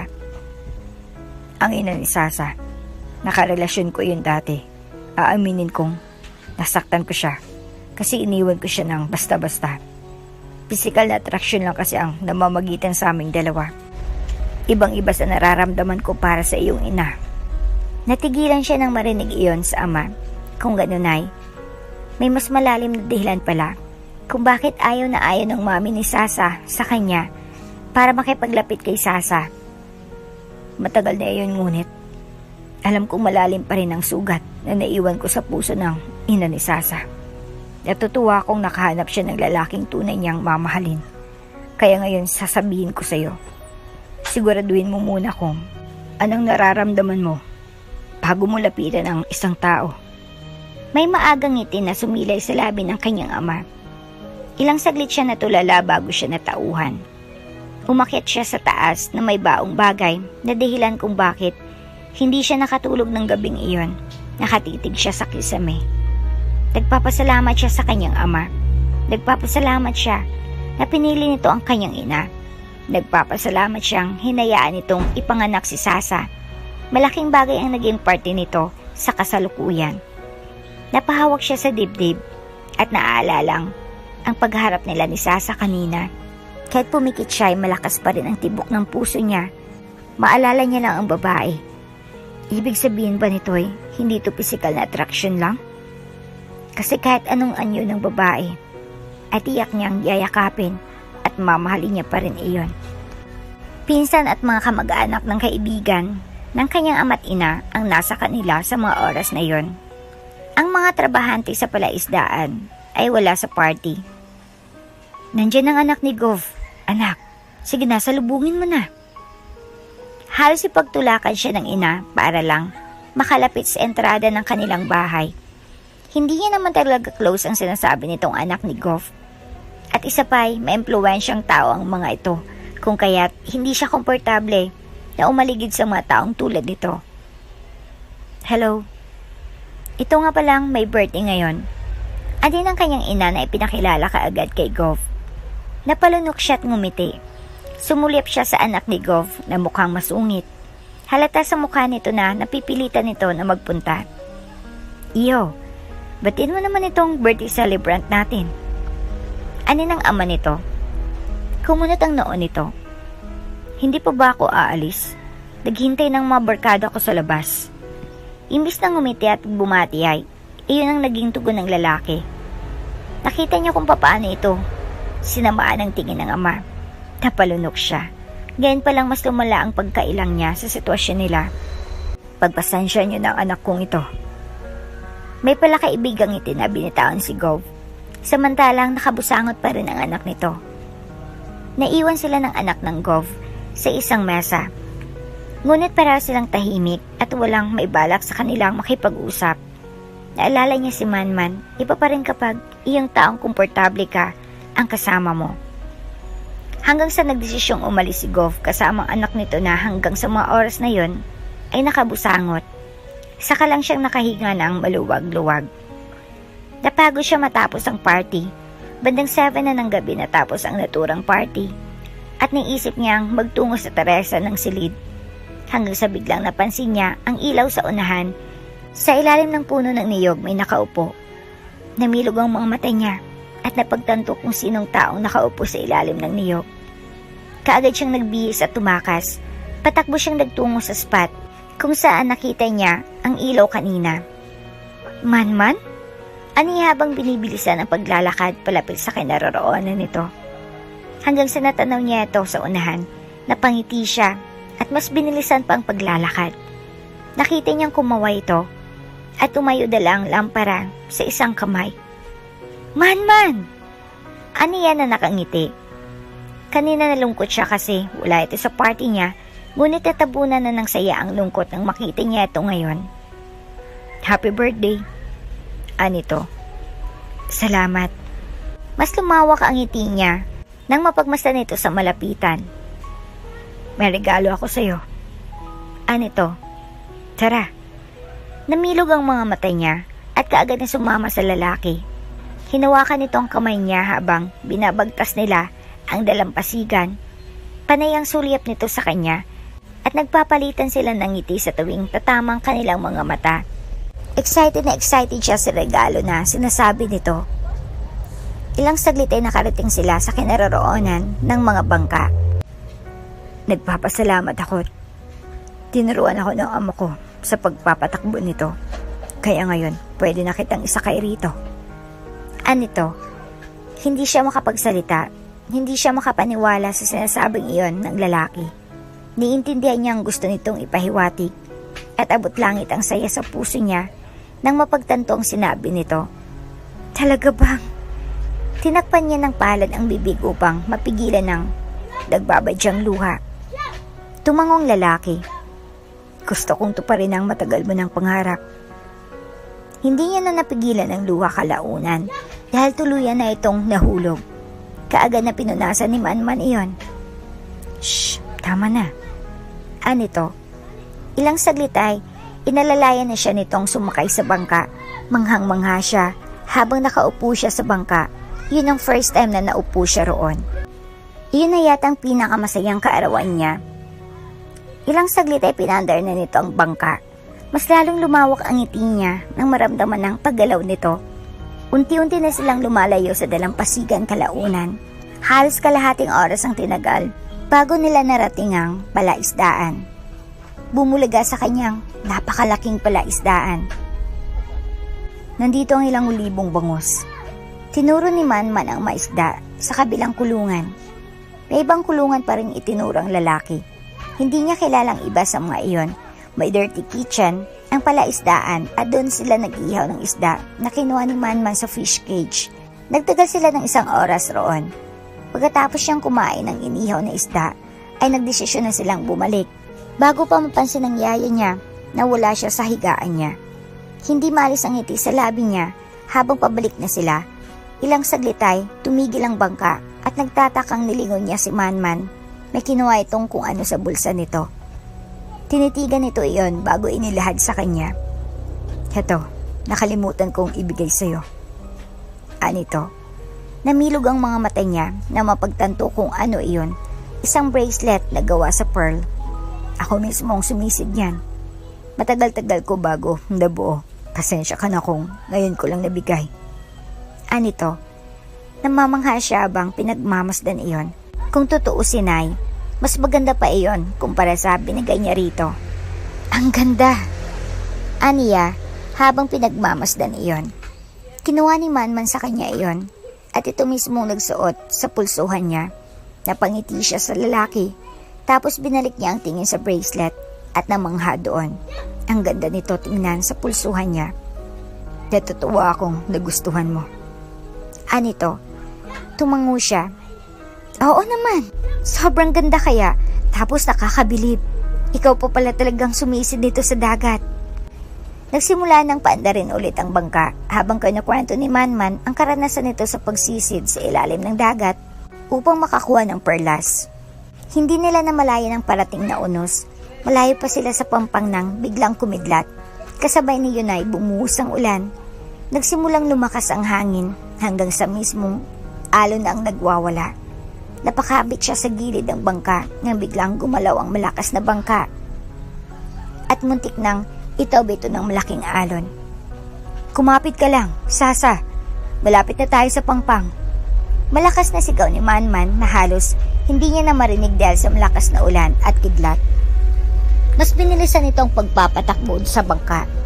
Ngunit hindi madali dahil kalaban nila ang malaking alon hanggang sa umabot sa puntong nadaig ang bangka ng huling alon na mas malakas pa kaysa sa nauna. Biglang tumaob ang bangka at kinain iyon ng karagatan. Nagpapanik siya at hindi niya alam kung papaano pa lumangoy. Unti-unti siyang bumababa. Hindi siya makalutang at unti-unti na rin na nandalabo ang paningin niya. Tingnan mo ako, Sasa. Tingnan mo ako. Huwag mong ipikit ang mga mata mo. Pakiusap. Huwag mong ipikit ang mga mata mo. Naramdaman niyang buhangin sa likod niya. May nagsasalita sa paligid. Boses iyon ni Manman. Gusto niya mang imulat ang mga mata ay nihila pa rin siya ng pagod kung kaya tuluyan siyang nagpatangay sa nararamdaman. Isang malakas na sapak ang nakuha ni Manman mula sa ama. Nalugmok siya sa tabi at halos hindi makatayo dahil sa lakas ng suntok na tinamo. Diyos ko, Mir! Tumigil ka na! Sigaw ng kanyang ina. Kagad itong pumagitna upang harangan ng kanyang ama. Tiyak niyang bubugbugin pa siya nito kung di lang humarang ang mama niya. Ngayon lang nagalit ng ganito ang kanyang ama. Kahit kailan, hindi siya nito sinaktan. Ngayon lang talaga. At masasabi niyang dapat lang sa kanya iyon. Kasi kasalanan naman talaga niya ang lahat. Kung di niya sana dinala si Sasa sa palaisdaan, ay hindi mangyayari iyon. Parang nasa ospital ang ama ni Sasa. At si Sasa dahil nang malaman nitong may nangyaring masama kay Sasa, ay natake ito sa puso. Samantalang si Sasa ay muntik nang mamiligro kaya't nasa ospital hanggang sa mga oras na yon. Gusto niyang saktan ng sarili. Parati niyang sinisisi ang sarili sa mga nangyari. Parati niyang sinasabing sana pwedeng ibalik ang oras. Gusto niyang baguhin iyon upang hindi na mangyari iyon. Hindi ka lalabas ng bahay ngayon. Hindi ka sasama sa palaisdaan. Tinuro-turo siya ng papa niya. Tulala siyang nakaupo lang sa lapag. Kaagad siyang dinaluhan ng mama niya upang gamutin ang sugat niya sa gilid ng labi. Blanko ang isipan niya habang nakatingin sa kawalan. Hindi niya alam kung anong gagawin. Gustong-gusto niyang puntahan si Sasa sa ospital upang alamin ang sitwasyon nito. Nag-aalala siya sa babae. Nagigilty rin siya dahil nandun din ang ama nito sa ospital. At mas malala pa ang sitwasyon dahil sa ginawa niya. Tanggap niya ang oras na sabihin ng babae na di na siya nito mapapatawad. Hinahanda niya na lang ang sarili. Oras na dumating ang araw na yon. Masakit pero kailangan niyang tanggapin. Kasalanan ng anak mo ito. Kung hindi lang sana siya nagpadulos-dalos. Masyado siyang bilib sa sarili niya. Narinig niya ang mga pagbubunganga ng ama niya isang umaga. Kausap nito ang kanyang ina sa sala. Marami naman dyan na pwedeng lipatan, Mir. Huwag mo na sanang sisihin ang anak mo. Buliyaw ng nanay niya na pinapanigan siya. Narinig niyang pinapaalis na sila ng pamilya ni Sasa sa lupain ng mga ito. Matagal ng katiwala ng pamilya ang kanyang ama, kung kaya't binigyan sila ng oportunidad na magpatayo ng bahay sa mismong lupain ng mga ito. Ngunit ngayon ay wala ng ama ni Sasa. Matapos ang 2 araw na pagstay nito sa ospital, matapos atakihin sa puso, ay hindi na nito kinaya at namaalam na. Dahil lang sa simpleng desisyon, ay maraming taong nadamay, kaya tama ang papa niya, kasalanan niyang lahat ng ito. Papalayasin sila roon at tatanggalin pa sa trabaho ang kanyang ama. Napagdesisyonan ng kanyang magulang na magbalot-balot na kaagad dahil kinabukasan ang alis nila tungo sa kabilang bayan. Nasasanay na sila sa buhay nila roon, kung kaya't malaking adjustment ang gagawin nila oras na nagsimula silang muli sa ibang bayan. Ngunit ang mas masakit para sa kanya ay ang lumayo kay Sasa. Lulan ng maliit na tricycle ang maggamit nila, handa ng lahat sa pag-alis. Magbubukang liwayway pa lang ngunit gising na sila ng kanyang pamilya. Hindi pa rin magandang mood ng kanyang ama hanggang sa mga oras na yon, naiintindihan niya kung bakit. Ayos ng lahat, tara na. Ani ng kanyang ama sa driver ng tricycle. Man, para siyang tinamaan ng kidlat nang marinig ang boses na iyon. Mula sa kinaupuan niya ay kaagad siyang umayos ng upo at tumingin siya sa labas. Tara na. Ani ng kanyang ama na tila ayaw siyang bigyan ng tsansa upang makita ang taong tumawag ng pangalan niya. Sige na, umalis na tayo. Segundo ng kanyang ina. Ma. Gulat na binalingan niya ang ina. Hanggang sa tumakbo na nga ang tricycle. Nakikita niya sa side mirror si Sasa. Kahit na malaki nang naging kasalanan niya rito, ay heto pa rin ang babae at gusto siyang makita sa huling pagkakataon. Sumunod si Sasa sa tricycle. Ilang beses siyang umiling at sinubsob ang mukha sa bag na dala upang di makita ang eksena na iyon. Man! Sigaw ni Sasa sa malayo habang umiiyak. Naririnig niya ang mga hagulhol ng babae. Nakasuot ito ng itim na dress. Kagagaling pa nito sa libing ng ama. Tapos ito siya at tinatalikuran ang babae. Aalis siya habang nasa ganong sitwasyon si Sasa. Itigil niyo itong sasakyan. Galit na sabi niya. Man. Sita sa kanya ng ina. Hindi nakinig ang driver dahil inutusan nito ng ama na huwag huminto. Kung ayaw niyong tumalon ako rito, bas itigil niyo ito. Sa pagkakataong ito ay seryosong-seryoso ang boses niya. Gagawin niya iyon, hindi siya nagbibiro. Kaya walang nagawa ang driver kundi sundin ang gusto niya. Agad siyang lumabas at tinakbo ang pagitan nila ni Sasa. Nakasquat ang babae at umiiyak. Nang matanaw siya nitong palapitay, kagad itong tumayo ng maayos. At bakas ang pagkamangha sa luha ang mga mata. Siya mismong yumakap dito. Isang mainit at mahigpit na yakap. Saan ka pupunta? Kakausapin ko si mami na huwag kayong paalisin. Basta huwag mo akong iwan. Anito habang humihikbi. Umiling siya. Kailangan ko itong gawin. Kailangan namin itong gawin, Sasa. Mas lalong humagulhol si Sasa. Baka may masira pa kapag pinagpatuloy nila ito. Walang magandang naidulot ang lahat ng unang ginawa niya. At mas malala pa iyon kapag nagmatigas sila. Humiwalay siya ng yakap sa babae at pinahid ang mga luha niya. Paglaki ko, hahanapin kita. Pangako yan, Sasa. Mas lalong bumusang maluwa sa mga mata ni Sasa. Matagal pa yon. Anito habang umiiyak. Panay ang pahid niya sa luha nito. Umiiyak na rin siya. Kahit pigilan niya ay bumubuhos pa rin. Iyon ang huling yakap niya sa babae. Dahil nang umalis siya, ay hindi niya na nakita pa si Sasa. Ayon sa nalaman niya ay na-depress ang mami ni Sasa at nagpakamatay kung kaya't inilipat ang pangangalaga dito sa tiyahin nito. Bumalik siya sa lugar na iyon nang paulit-ulit umaasa siyang babalik ang babae, ngunit wala na ito. Tuluyan na itong lumayo at mukhang imposible na ring mahanap. Nagbagong dating lugar na kinalakihan niya. Nag-aral siya sa isang hindi kilalang kolehiyo sa bayan na nilipatan nila ng pamilya niya. Related sa business ang kinuha niya. Madalas siyang part-timer sa mga fast food. Maliban sa pag-aaral, ay nag-iipon din siya para sa binabalak niyang negosyo. Uy!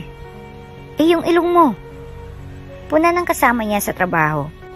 Nang tingnan niya sa screen ng phone niya, ay nakita niyang dumudugo ang ilong niya. Kapag nasosobra na siya sa pagtatrabaho, ay nangyayari yan sa kanya. Mabilis naman na kumuha ng tissue ang dalawang babae sa tabi. Salamat. Aniya sa mga to na kaagad na nag-blush. Take care of yourself naman. Malambing na sabi ng babaeng katrabaho niya sa fast food.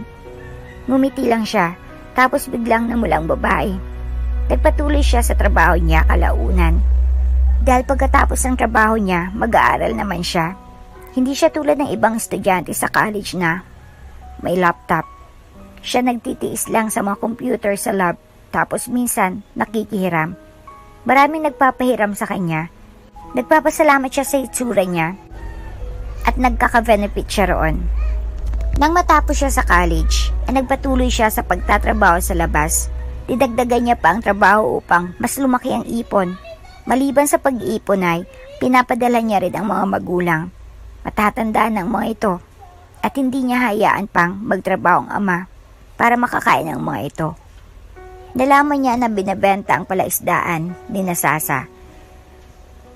Na-excite siya, akala niya uuwi ang babae. Ngunit hindi yun nangyari. Ibang taong nagbentas ng palaisdaan. Sakto at malaki-laki ng ipon niya kaya't siyang bumili ng palaisdaan. Palubog na ang negosyong iyon, ngunit umaasa siyang may sasalba niya ang palaisdaan. Alam mo naman na palubog ng palaisdaan niyan. Kaya bakit binili mo pa? Parang tinapon mo lang din ang ilang taon mong ipon dahil dyan. Sinasabi ko sa iyo, man. Talagang hindi maganda para sa iyo ang babaeng iyon. Tingnan mo ang ginagawa mo. Nagbubunga nga ang kanyang ama sa phone nang makausap niya ito. Nabalitaan itong ginawa niya kaya't galit na naman ito. Habang pinapatakbo niya ang palaisdaan ay nagtatrabaho pa rin siya. Noong una ay talagang nahirapan siya. Duman siya sa putong halos ayaw niya nang kumain dahil gusto niyang i-priority ang palaisdaan.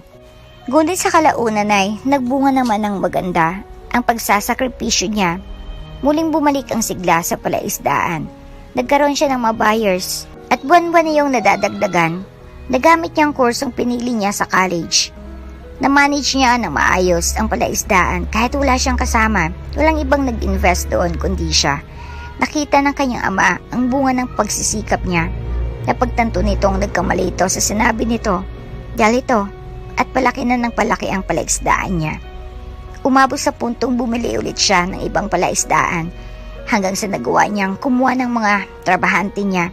Mas naging malakas pa ang negosyo niya at hindi siya nanatili sa negosyong iyon. Sumubok siya ng iba hanggang sa umabot sa puntong nakabili siya ng maliit na villa na ginawa niyang mini resort. Dahil sa pagsisikap niya kasama ng maayos na strategies niya, nag-boom ang lahat ng negosyong sinubukan niya.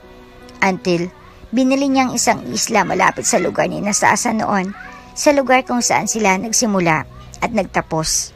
Hinanap niyang babae, taon-taon siyang nag-hire ng tao upang hanapin si Sasa.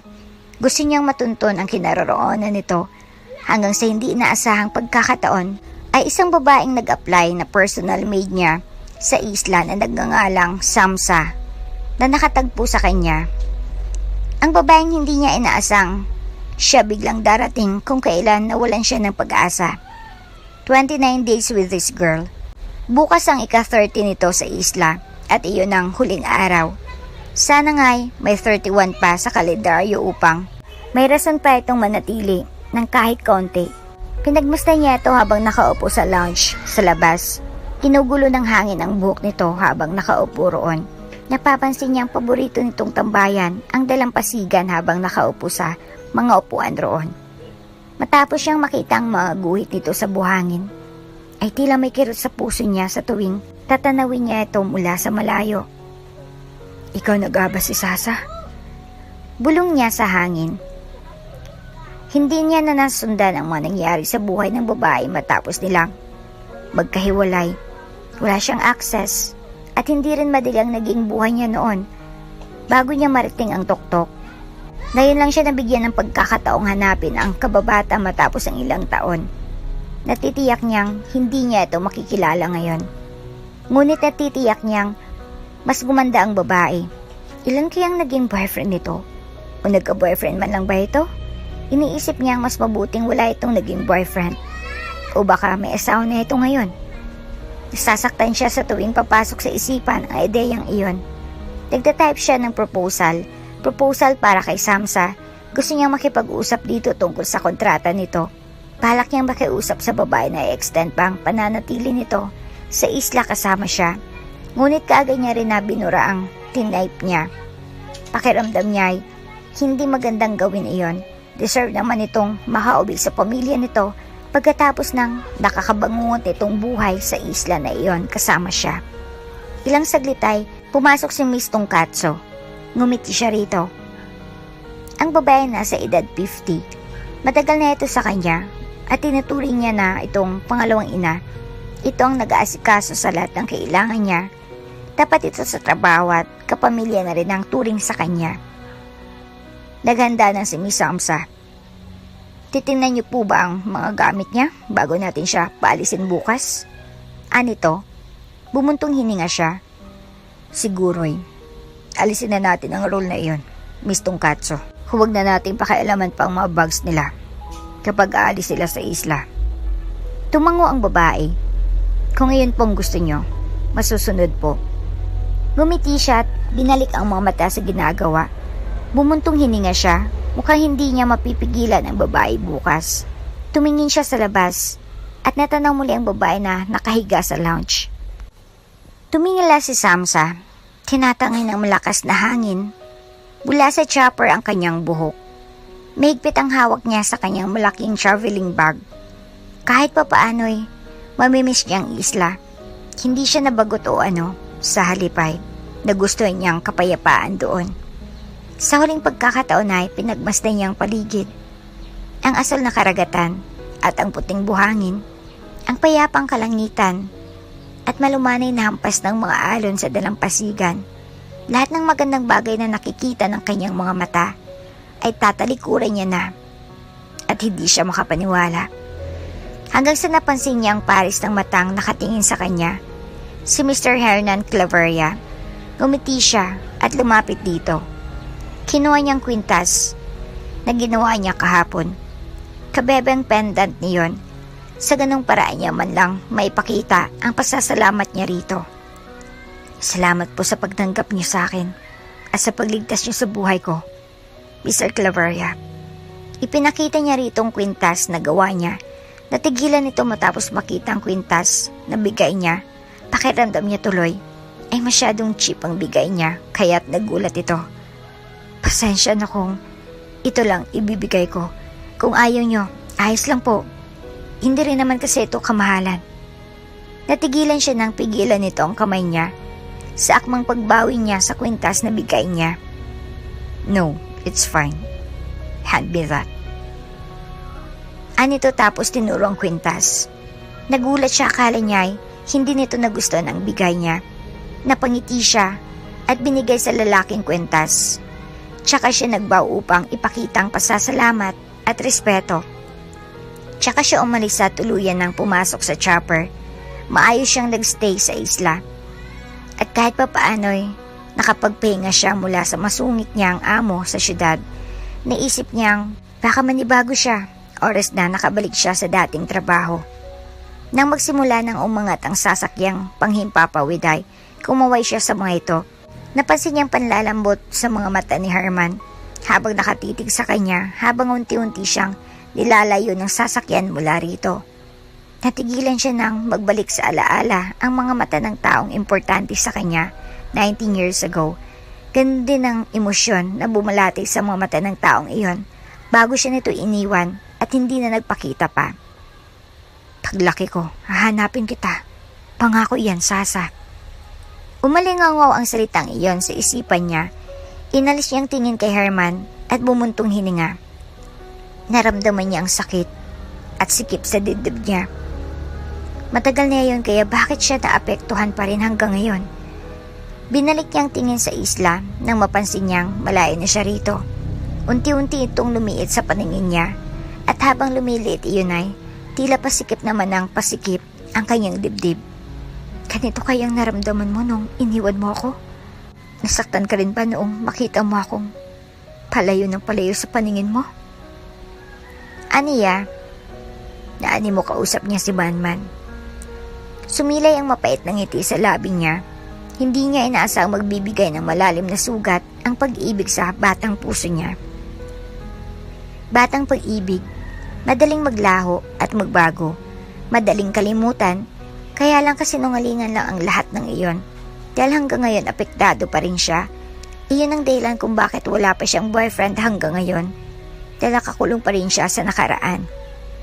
Dahil mahal niya si Manman, 18 years old na siya nang ma-realize niyang mahal niya pala talaga ito. Na hindi lang simpleng pangungulila ang nararamdaman niya rito. Parang ang hirap lang paniwalaan na ganito pala siya magmahal. Dumiretso siya sa inuupahan niyang bahay. Maingay na ulit ang paligid. May wifi siya kasi may signal. Nakapag-update siya ulit sa social media accounts niya. Nakapanood ulit siya ng mga nakakatawang videos sa YouTube. Kaya lang, hindi maalis isipan niyang hitsura ni Herman. Saglit siyang titigil sa panonood at tutunganga sa kisame.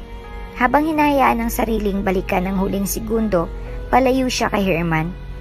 Sa kanya napagtantong tila may kakaiba sa mga matang iyon. Nabulabog lang ang pagmumuni-muni niya nang biglang nag-ring ang phone niya. Nakita ko sa post mo. Nakarating ka na palang ingrata ka. Napakurap-kurap siya. Tsaka niya tiningnan ang screen ng phone niya. At doon niya napagtantong si Deandra pala ang kausap niya. Saka lang siya nagbalik sa realidad na nakarating na siya. At balik na naman siya sa maingay at magulong bundok kasamang maldita niyang amo. Pumunta ka agad dito sa bahay. Lagot ka sa akin ngayon. Within 30 minutes dapat makarating ka kaagad dito. Anito tsaka binaba ang tawag. Teka, hello? Hello, Miss Deandra. Patay na talaga ang tawag. Napakamot siya sa batok at iritadong umalis siya dala-dalang pitakan niya. Samantala, nasa tawag si Herman nang pumasok ang kanyang assistant. Tumango siya kay Miss Tungkacho nang makitang dala nito ang paborito niyang black coffee. Kumusta ang pinapahanap ko sa inyo? Aniya sa katawag. Actually, may lead na kami sir. Sa tagal ng panahon ay natagpuan na rin namin. Mahirap siyang hagilapin. Tumango-tango siya at nagbitiw ng malalim na paghinga. Sa wakas ay nakaramdam siya ng kaginhawaan. Ilang beses silang na-mislead. Umabot sa puntong nawalan na siya ng pag-asa. Isasend namin ng information. Pakitingnan na lang. Nagtungo siya sa laptop niya at binuksan iyon. Nakita niyang bagong dating na email. Binuksan niya iyon at bumulaga sa kanyang pamilyar na mukha ng babae na nasa files. Siya po ang hinahanap niyo. Iyong Sasa po. Ilang beses kaming nag-imbestiga pero sa huli, sa kanya kami bumabalik. Siya pong babaeng hinahanap niyo. Anito sa kabilang linya, natulala na lamang siya. Parang naglaw lahat ng lakas sa katawan niya nang matitigan ng itsura ng babae na pinadala ng private investigator. Sir? Untag ng kausap niya. Saka lang siya natauhan. Thank you. Sige, titingnan ko pang ibang files. Nangingindig ang kamay niya na binaba niya ang phone. Nagbitiw siya ng malalim na paghinga at parang mahulog ang luha sa mga mata niya. Si Samsa at si Sasa ay iisa. Ang babaeng isang buwan niyang nakasama sa isla at ang babaeng hinahanap niya ay isang tao lang. Hindi mo tinapos ang kontrata mo sa akin tapos umalis ka. Kaya bayaran mo ako doon.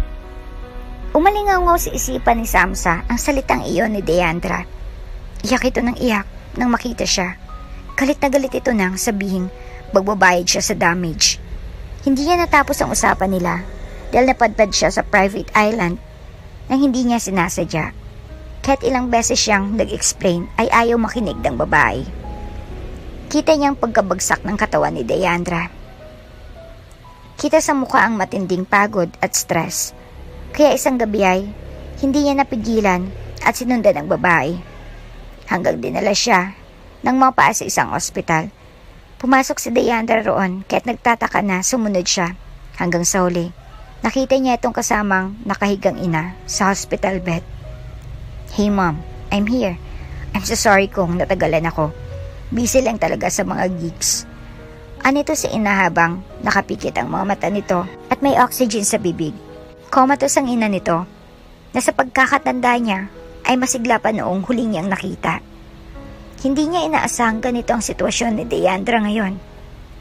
Si Samson lang ang alam kong genuine sa akin. Tapos biglang nawala siya. Kasi sabi niya, aksidente siyang nakasakay sa ibang chopper. Now what?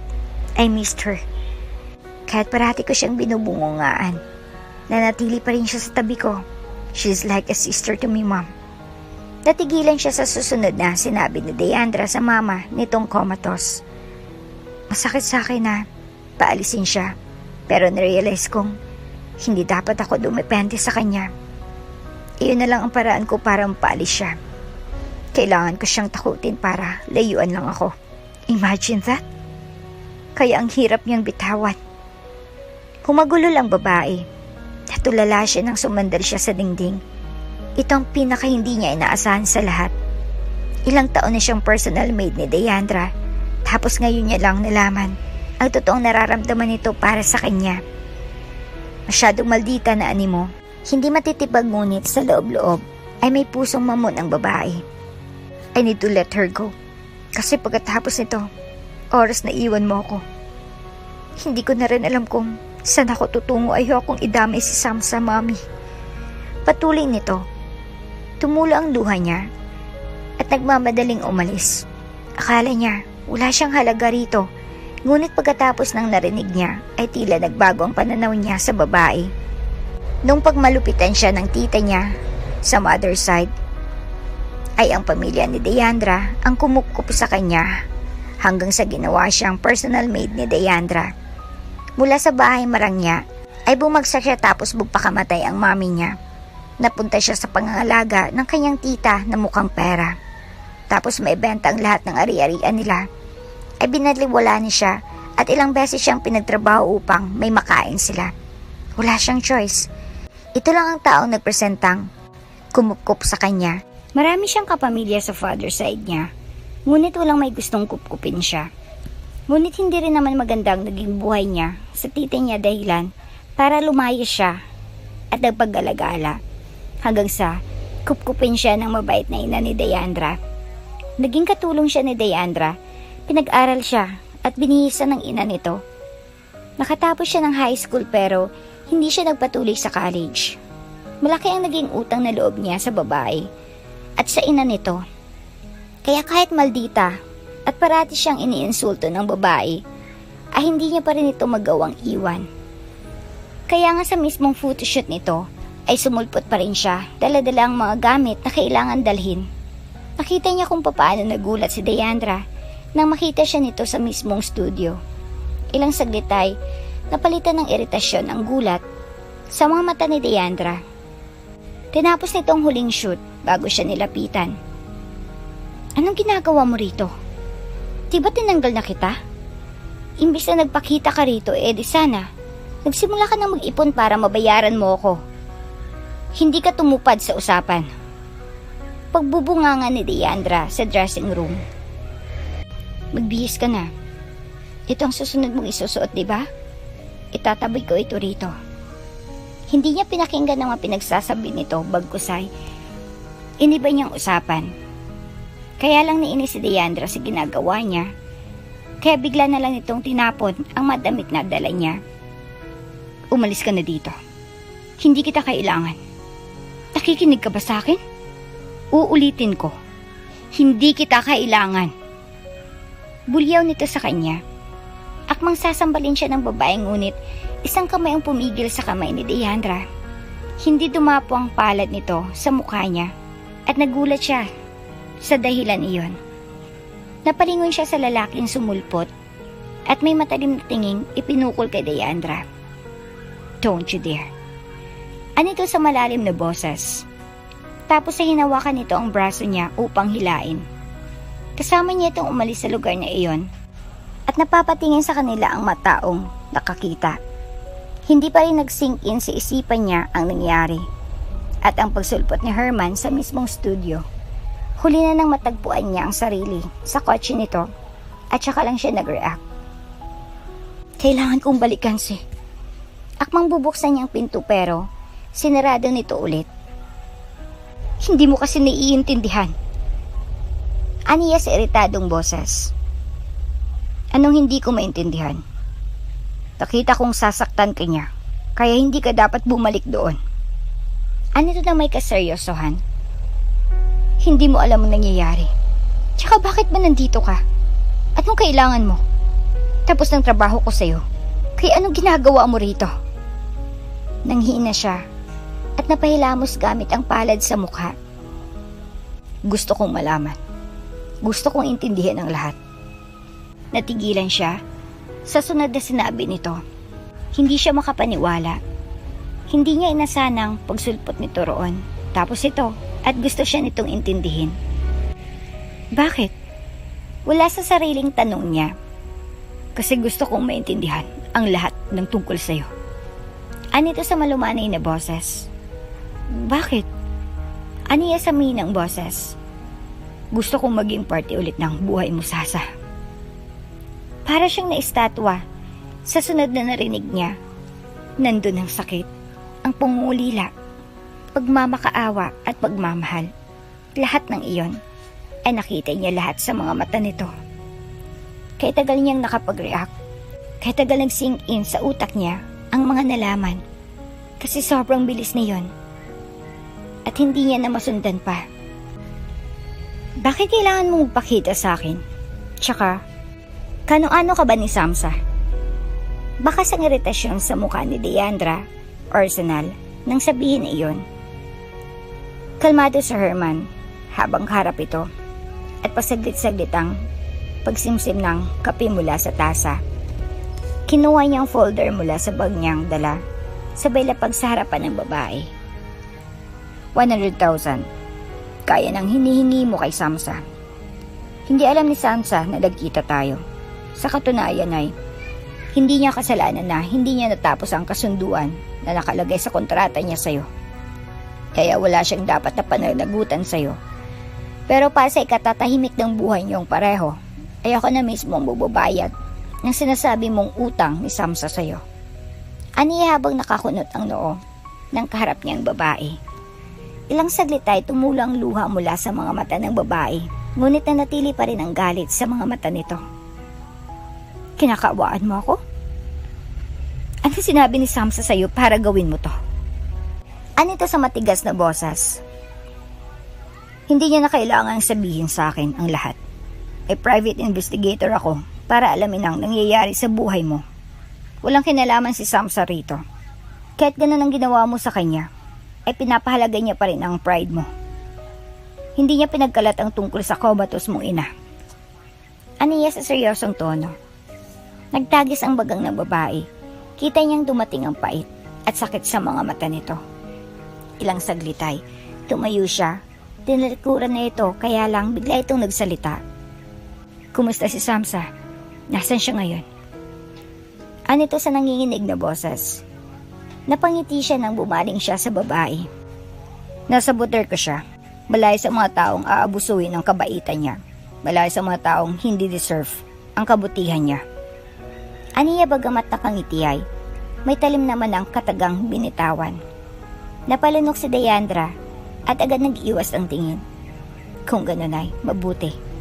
At least kahit papaano'y, alam kong nasa maayos na siyang kalagayan ngayon.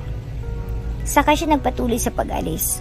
Pumaradang makintab na sasakyan sa harapan niya. Mabilis na nakababa ang kanyang driver upang pabuksan siya ng pinto. Pagpasok niya ay tinanong niya ang relo sa kanyang bisig. Bumalik na tayo sa isla. Aniya sa driver niya tapos ay pinasibad na nito ang sasakyan. Sumakay sila sa chopper tungo roon. Habang nasa himpapawid ay nasa isipan niya ang babaeng kanina niya pa gustong makita. Paglapag ng chopper sa helipad ay kaagad na gumala ang paningin niya sa paligid. Pinasay niya ang case niya sa tauhan at mabilis ang lakad na bumaba ng platform upang hagilapin ang mukha ng babaeng gusto niyang makita. Sir, nasa dalampasigan po siya. Imporma sa kanya ng tauhan niya. Tumango siya at nagpasalamat bago siya dumiretso roon. Nakita niya sina Miss Tungkatso at Manong Pilasyo na magkausap sa may hardin. Sumaludo si Manong Pilasyo nang mapansin siya. Ngumiti siya at tumango sa mga ito. Tsaka pinagpatuloy niya ang mabilis na lakad tungo sa likod na diretso sa babayin sa likod ng mansyon. Alam niya kung saan niya makikita ang babae, kaya dire-diretso ang kanyang lakad. Nalapit na siya sa kinaroroonan nito nang marinig niya ang mga tawa nito. Tawa pa lang nito ay tila nawawala ng pagod niya. Isang linggo siya sa trabaho. Tapos ngayon lang siya nakauwi sa isla. Natigilan siya ng matanaw ito sa unahan. Takipaghabulan nito sa aso na kulay puti. Kinatangay ng aso ang sombrero ng dalaga. Nakasuot ng kulay puti na dami si Samsa habang nakalugay ang kulot na buhok na hindi nito naisipang gupitin simula noong sinama niya ito sa isla para itong diwata sa karagatan. Ang tawa nito ang paborito niyang musika. Ang magalaw nito ay paborito niyang sayaw. Ang ngiti sa labi nito ang paborito niyang larawan. Patuloy ito sa paghabol sa aso hanggang sa napansin siya nito. Namilog ang mga mata nito at walang pag-aatubili na tumakbo patungo sa kanya. Man! Masayang tawag nito sa kanya. Hindi pa man siya nakakaisang hakbang ay nagawa na nitong makalapit sa kanya at kaagad siyang niyakap. Niyakap niya ito ng mahigpit dahilan para hindi sinasadyang mabuhat niya ito. At matamis ang amoy ng shampoo na gamit ito at ang amoy baby powder sa katawan nito ang sumalubong sa kanya. Mas lalo lamang siyang nanggigigil. Nandito ka na. Masayang sambit ulit ito. Ilang saglit ang dumaan bago ito humiwalay sa kanya at tinitigan siya sa mga mata. Nakita niyang mga luha nito sa mga mata. Nakaramdam siya ng pag-aalala. Sa tuwing umuwi siya matapos ang ilang araw ay naiyak ito kapag nagkikita sila ng ganito. Yes, I'm here. Please don't care, baby. Aniya at pinahid ang luha sa mga mata. Namimiss kita. Anito sa malambing na boses. Napangiti siya. Sa tuwing sasabihin niya yun ay biglang magwawala ang puso niya at mararamdaman niya ang libu-libong kiliti sa tiyan niya. Doon na lang tayo sa kondo ko. Huwag ka na muna magstay rito sa isla para parati mo akong makasama. Aniya, bumusangot ito. Mas gusto ko rito. Natawa siya. Sabi na nga ba, at hindi nito ipagpapalit ang isla. Ilang beses siya nang sinubukan pero ayaw nitong sumama sa kanya sa syudad. Hinalikan niya ito sa labi bago hinalikan sa noo. Oo na. Ikaw ang masusunod, mahal na Reyna. Natawa ito tapos ay magkasama silang naglakad sa tabing dagat. Sino ba naman kasi ang aalis sa ganitong kapayapang lugar? Puti ang buhangin, tahimik at kalmado. Minsan naiinggit na rin siya sa babae. Kaya lang kailangan niyang magsumikap para maibigay niyang lahat ng bagay na hindi niya kayang ibigay noon kay Samsa. Nasa punto na siya ng buhay niya na alipin sa pag-ibig niya kay Samsa. Kapag sinabi niyang gusto nitong bilhin ang buong Pilipinas, tiyak niyang hindi mag-aatubili ang baliw na version niya. Na pag-ipunan iyon, maibigay niya lang ang lahat ng gustuhin nito. Mula noon hanggang ngayon, si Samsang nag-iisang perlas ng buhay niya. Mahirap kunin ngunit worth it naman. Ang 19 years na pagkakalayo nila ay pupunan niya araw-araw hanggang sa mabura ang pait ng kanilang nakaraan. At dito na nga po nagtatapos ang ating kwento. Hanggang sa muli. Kung bago ka pa lang sa channel neto, ibang kwento ni Ate Jane, istorya mo, ikwento ko. Huwag kalimutang pindutin ang notification bell at subscribe button.